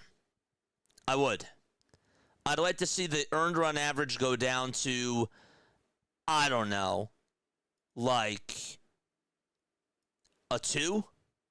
It's at a 3.57. That, for a setup guy, that doesn't really, I can't really say to myself, oh, I'm so stoked with that. Oh, I'm so happy about that. No, I can't really get behind that. No. It has to be better. But the bullpen overall did good. Happy that JT got the day off today. And, he'll play tomorrow. He will. Let's get to the offense. I'm not overall thrilled with this offense. I thought that Kyle Schwarber had a nice swing. I still feel like that this team is going back to their old ways of just playing the long ball game, which I don't think is a recipe for success in the long run. But Marsh did have a really good swing, and he does continue to swing a very hot bat. And for Kyle Schwarber to get on 3 times, I will take that as a positive too. I thought Schwarber had himself a really good day. He worked up that walk in the 4th. He got the Phillies on the board with a line drive laser out to right. And then he had a sharp single out to right field as well. And that is a positive sign because Kyle Schwarber was struggling. And he was on this monstrous tear a couple of weeks ago. And then he cooled off. That's really what I meant to say. He cooled off. And I really wanted him to get back on track, get into that little groove, and I thought that today would be a good day for him to do it, and he did. So that was nice. Those were my only 2 positives on offense today. Brandon Marsh and Kyle Schwarber. Everybody else was bad. Everybody else did not do a good job. I'm not happy with Adolis Garcia and how he's been playing. I'll give Bryson Stott a little bit of a pass. I think he did actually get on base today with a base hit. If I remember correctly, no, he did not. He ended up going 0 for 2. But Crawford has sort of cooled off a little bit. He started off really hot, and now he's in a little bit of a slump. I'd like to see him bounce out of that. Turner's just not getting it done. That continues to be problematic to me, especially with him batting in the leadoff spot. And Bohm grounded into a double play, and he grounded out 3 times over to short. So that wasn't good either. But I also understand that this is how the baseball season goes. You're not going to win every game to your liking, but sometimes you just have to accept the wins. And I will take a win any day of the week. It's just that those couple of things are still sort of bothering me. They're alarms. They're things that are just, I'm not taking my eye off of them, if that makes sense. But I will also just say that I'm super, super happy with how this starting rotation has looked. I saw a stat on NBC Sports Philadelphia that Sanchez, Painter, Luzardo, and Wheeler combined to throw 26 1/3 of an inning. They gave up just 2 runs. They struck out 21 batters, and they only walked 7 in their last outing. So I'll repeat that again. Sanchez, Wheeler, Painter, Luzardo combined in their last outing that they pitched went 26 1/3, gave up just 2 runs. Just 2 runs. That's it. 21 strikeouts and 7 walks. Painter walked 2. Sanchez walked 2. Wheeler walked 1. And Zeus walked 2. Sanchez went 8 innings. Wheeler went 6. Painter went 6 1/3. And Luzardo went 6. That's all good stuff. What I've learned over these last couple of weeks is that this starting pitching has gotten a lot better. They have. They've gotten a lot better. JT is back. That's really helped. I also feel like that Wheeler has just been so dominant ever since he's come back from his injury. And I feel like that this pitching rotation is hitting their stride at the right time. We were talking about should the Phillies send Andrew Painter down 4 outings ago and just have him try to get his confidence back out in AAA. I no longer have that feeling anymore that they should send him down. There's still question marks. There's still things that I want to see him improve upon. But as a number 4, he's doing all right. I would say that he's doing a lot better. I would.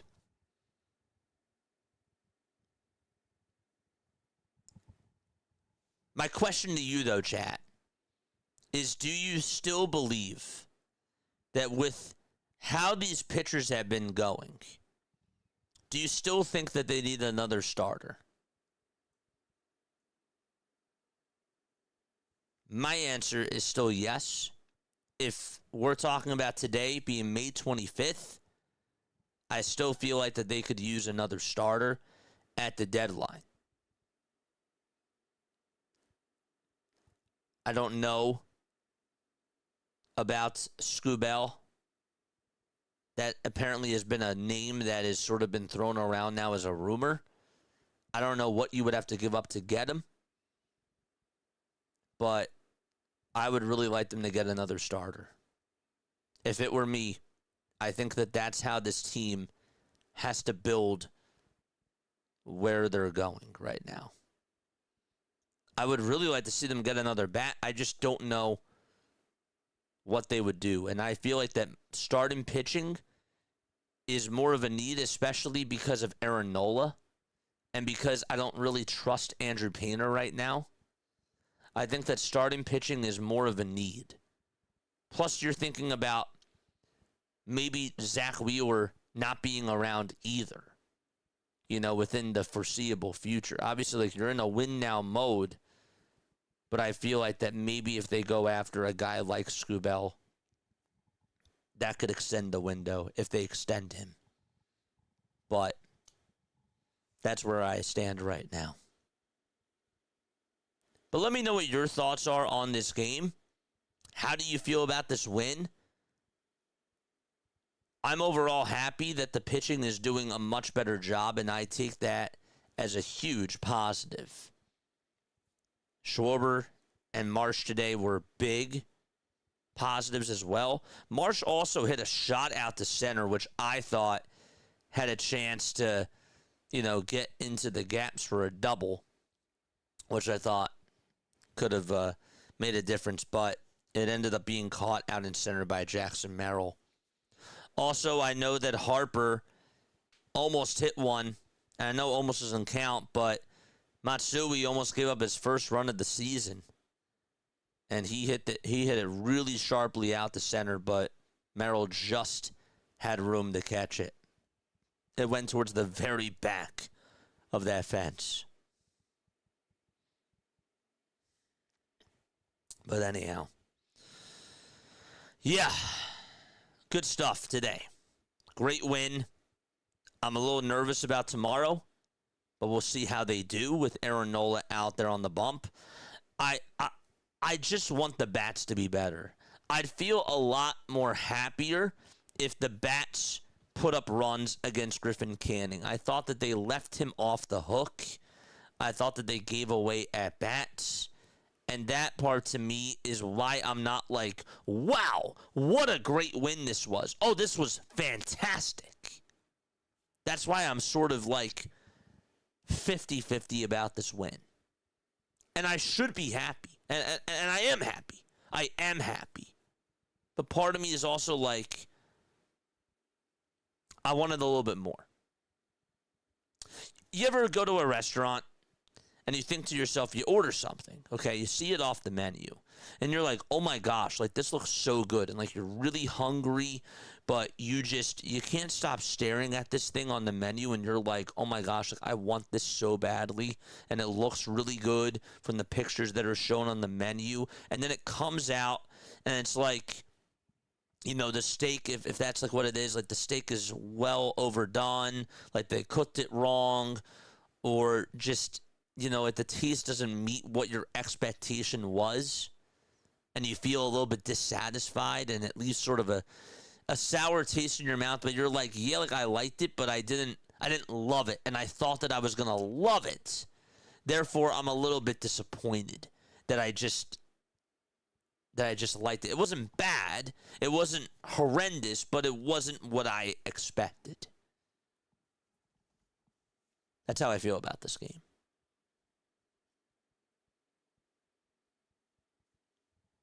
But we'll see how they do tomorrow. Calling into the show, 610-314-0844. I would really like to hear from you guys. Thoughts about the game, thoughts about the team. Good to be back at 500. But let's see how Nola does tomorrow. I'm also nervous about that, too, and that's another reason why I'm like, yeah, Randy Vasquez was supposed to pitch today, and they went up against Griffin Canning. I thought that they had a shot against Vasquez today, and I also thought that heading on into tomorrow with Canning pitching, with the way that he was pitching, I felt like, they actually had a chance tomorrow. Tomorrow, with them flipping that, I don't really feel as confident heading on into tomorrow now with facing Vasquez, because I don't trust Nola. And I also just don't really trust this offense. So, the bullpen's going to have to be ready tomorrow. I think Aaron Nola, I'd be shocked if he goes 5 tomorrow. But then again, surprise me. Surprise me. Thank you so much for the 10,250 subs. I really appreciate that so much. Thank you from the bottom of my heart. Good stuff. The Astros, did they just throw a no-hitter?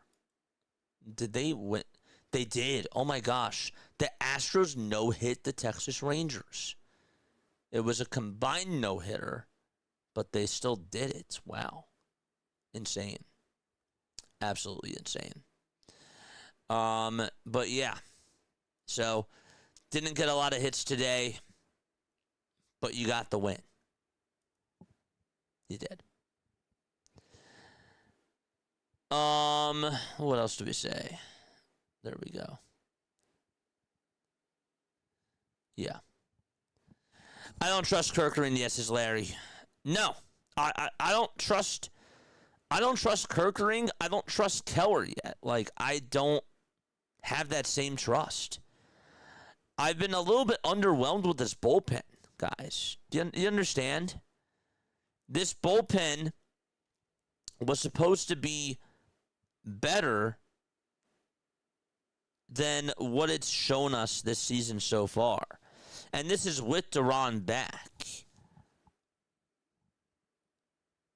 If I don't trust Brad Keller to be a closer, that's one thing. That's why you got Duran. But if I'm saying that I don't trust Keller or Kerkering to be a setup man, that's not good. That's not good, because that means I don't have trust. That means I don't have faith in them. And you need a setup guy. Somebody has to, be able to get the job done before Duran comes in, because you don't want to be in a situation where all of a sudden you're in the setup, you're in the 8th inning, and your 8th inning guy blows it, and all of a sudden it's tied. And Duran has to pitch the 9th inning tied, or whatever it is. I don't like that. I don't feel good about not having that confidence. When I was coming on into the season, I had more confidence in this bullpen, and I'm thinking to myself, this bullpen looks a lot better on paper than it even did last year. And it's just not looking that way to the eye. It's not. So, I'm just hoping that they can improve as the season goes on. And maybe Dombrowski does get another arm before the deadline. Wouldn't shock me. But I would really like to have a good lefty and a good righty. And I don't feel like that they have, an eighth inning lefty or an eighth inning righty before Duran. I agree with you, JJ. You have to be able to play small ball when the home runs don't come. And that part to me is what I was praising Don Mattingly about. And now, how come they've gone back to this way? It's not good. This isn't how you're going to win games. You won today. But this was, you know what this was? This was a 2025 Phillies win. What do I mean by that? In 2025, last year, the Phillies would rely on the long ball, but they also had to just rely on their pitching to carry them through. And you'd see a lot of low-scoring games. And I feel like that this was just one of those typical 2025 wins from last season where we saw a very low-scoring game. Same thing with Saturday. It was the same exact thing. Like, your pitching had to be perfect for you to win this game. And that's why the Phillies made it to the playoffs last year. It wasn't because of the bats. It was because of the pitching. And then they got like one inning where they had a long ball, whatever the case was. And that's how they won. And that wasn't always pretty. They would win ugly a lot of times. I don't know. Kirk having 2 pitches doesn't help him on the what's he going to throw this time. The funny part is that I actually thought the same thing with Christopher Sanchez, with him just having 3 pitches, especially in this day, in this era of baseball. That's worked, but 2 pitches? That's problematic. If the bases are loaded and there's 2 outs, and that's the bottom of the 11th, and the bases are loaded, and there's a ground ball hit to him, and JT is pointing to first, I wouldn't look, says JJ. What are you talking about? I don't know what that means. Trey Turner's defense continues to be a disgrace out there. I read a stat. I will actually read this to you right now. I will pull it up again if I find it. But essentially, Trey Turner, it has to deal with Trey Turner's defense.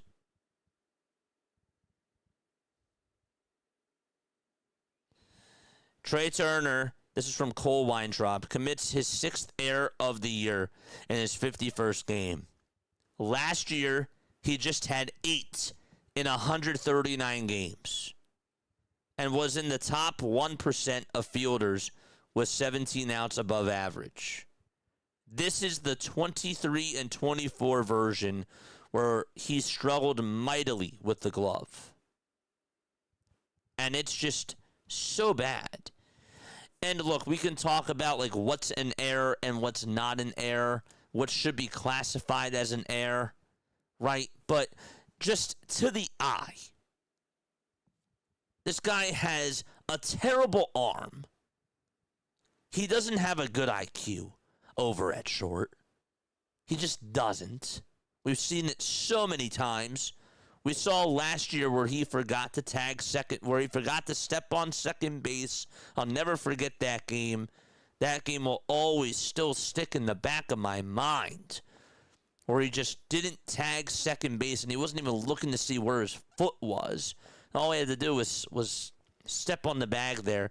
Couldn't do that. We've seen him drop a ball plenty of times. On the one hoppers, this guy is just so bad at figuring out, should he get the glove down? Should he keep it up high?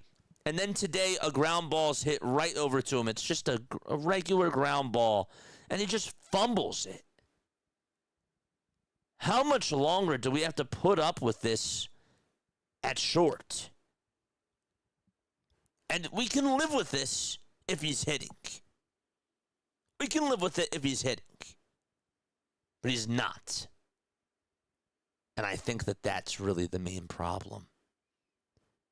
Obviously, he's a liability. I don't want to say he's a liability. He's really bad over at short defensively. But I think we'd feel a lot better if he was hitting the baseball better. He's just not. I don't understand it, but it becomes more and more alarming when you're just seeing him chasing and you see him just not giving you any production at the plate offensively. I don't know. Garcia will have decent hot streaks on occasion, sandwiched between long periods of futility, like Castellanos. He's a better fielder. He has a really good arm out in right field, but he's been disappointing. I thought that when they got him, it would be a low-risk, high-reward move, and it's honestly sort of like a Max Kepler signing as of now. I'm not saying that he is Max Kepler because there's still a lot of baseball left to go, but he's not giving you anything on offense. Is he striking out less? Is he walking more? Yes. But that's just not going to work. You have to put up better at-bats. You have to show a little bit of pop. Not even able to do that. Casty and Garcia are like the Sixers' Tobias Harris and Paul George. That's an interesting analogy. What does he mean by that? The difference is, though, so you're talking about their play. Tobias Harris and Paul George were getting paid max. Well, actually, yeah, because they did sign Castellanos to a big deal. But Garcia, I still think, is getting paid less. Tobias and Paul were on max contracts, but their play was sort of similar. You know, they were underachieving. That's what you're saying. They were underachieving. That's the bottom line.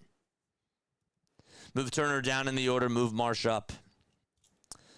I still think, honestly, and I know he's been struggling now, I would still put Justin Crawford up in the lead. I would still put him up. Brandon Marsh, now I wouldn't be opposed to it. I would not be opposed to putting Brandon Marsh up in the order either. He's actually gained my trust now. But either way, I would be fine with Marsh batting leadoff at this moment in time. Can't believe I'm saying that. It took me a long time to fully come around to it, but I'm there now. I'm there now. I still think it should be Justin Crawford, but I've been saying that since day one. Trey Turner today was my MVP. Boy, that was bad.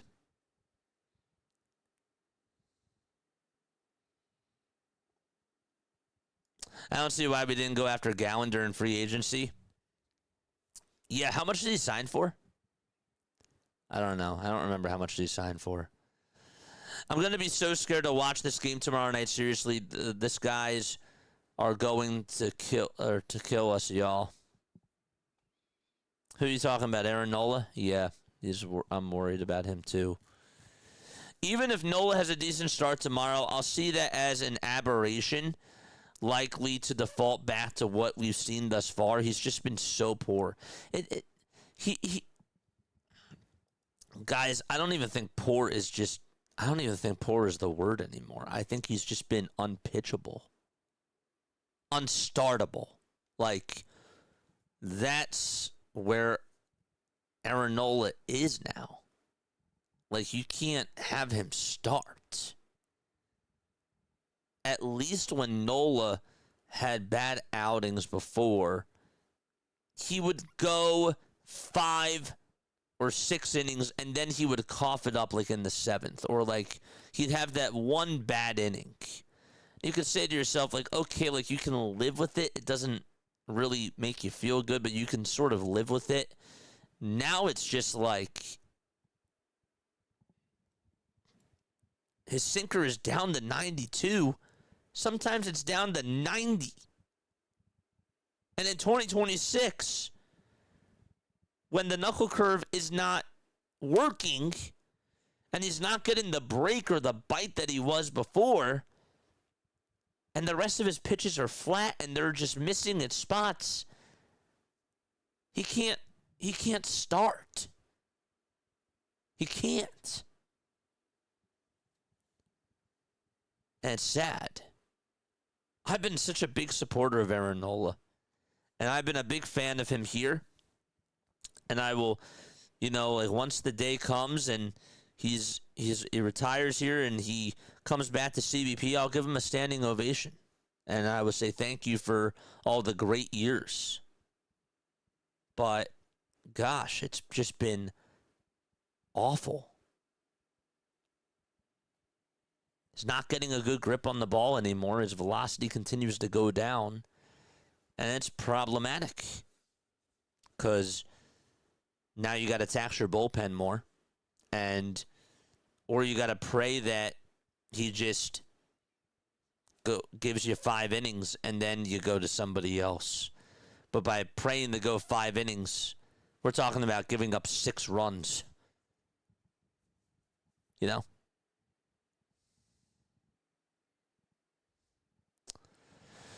But anyhow, that's all I got. That's all I got, man.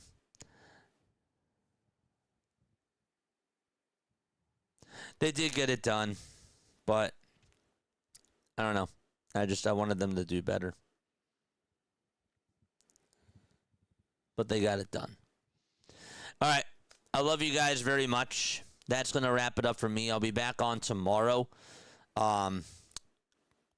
Happy that they got off to a win to start off this series out in San Diego. Hopefully they can build off of this tomorrow offensively. And let's just hope that Nola gives you some sort of decency. I love you guys, though. Have a great rest of your Memorial Day. And I will catch you all on the next one. Lila Tove, good night. I'm ready to go relax after I do a couple of things. And I will see you tomorrow. Peace out.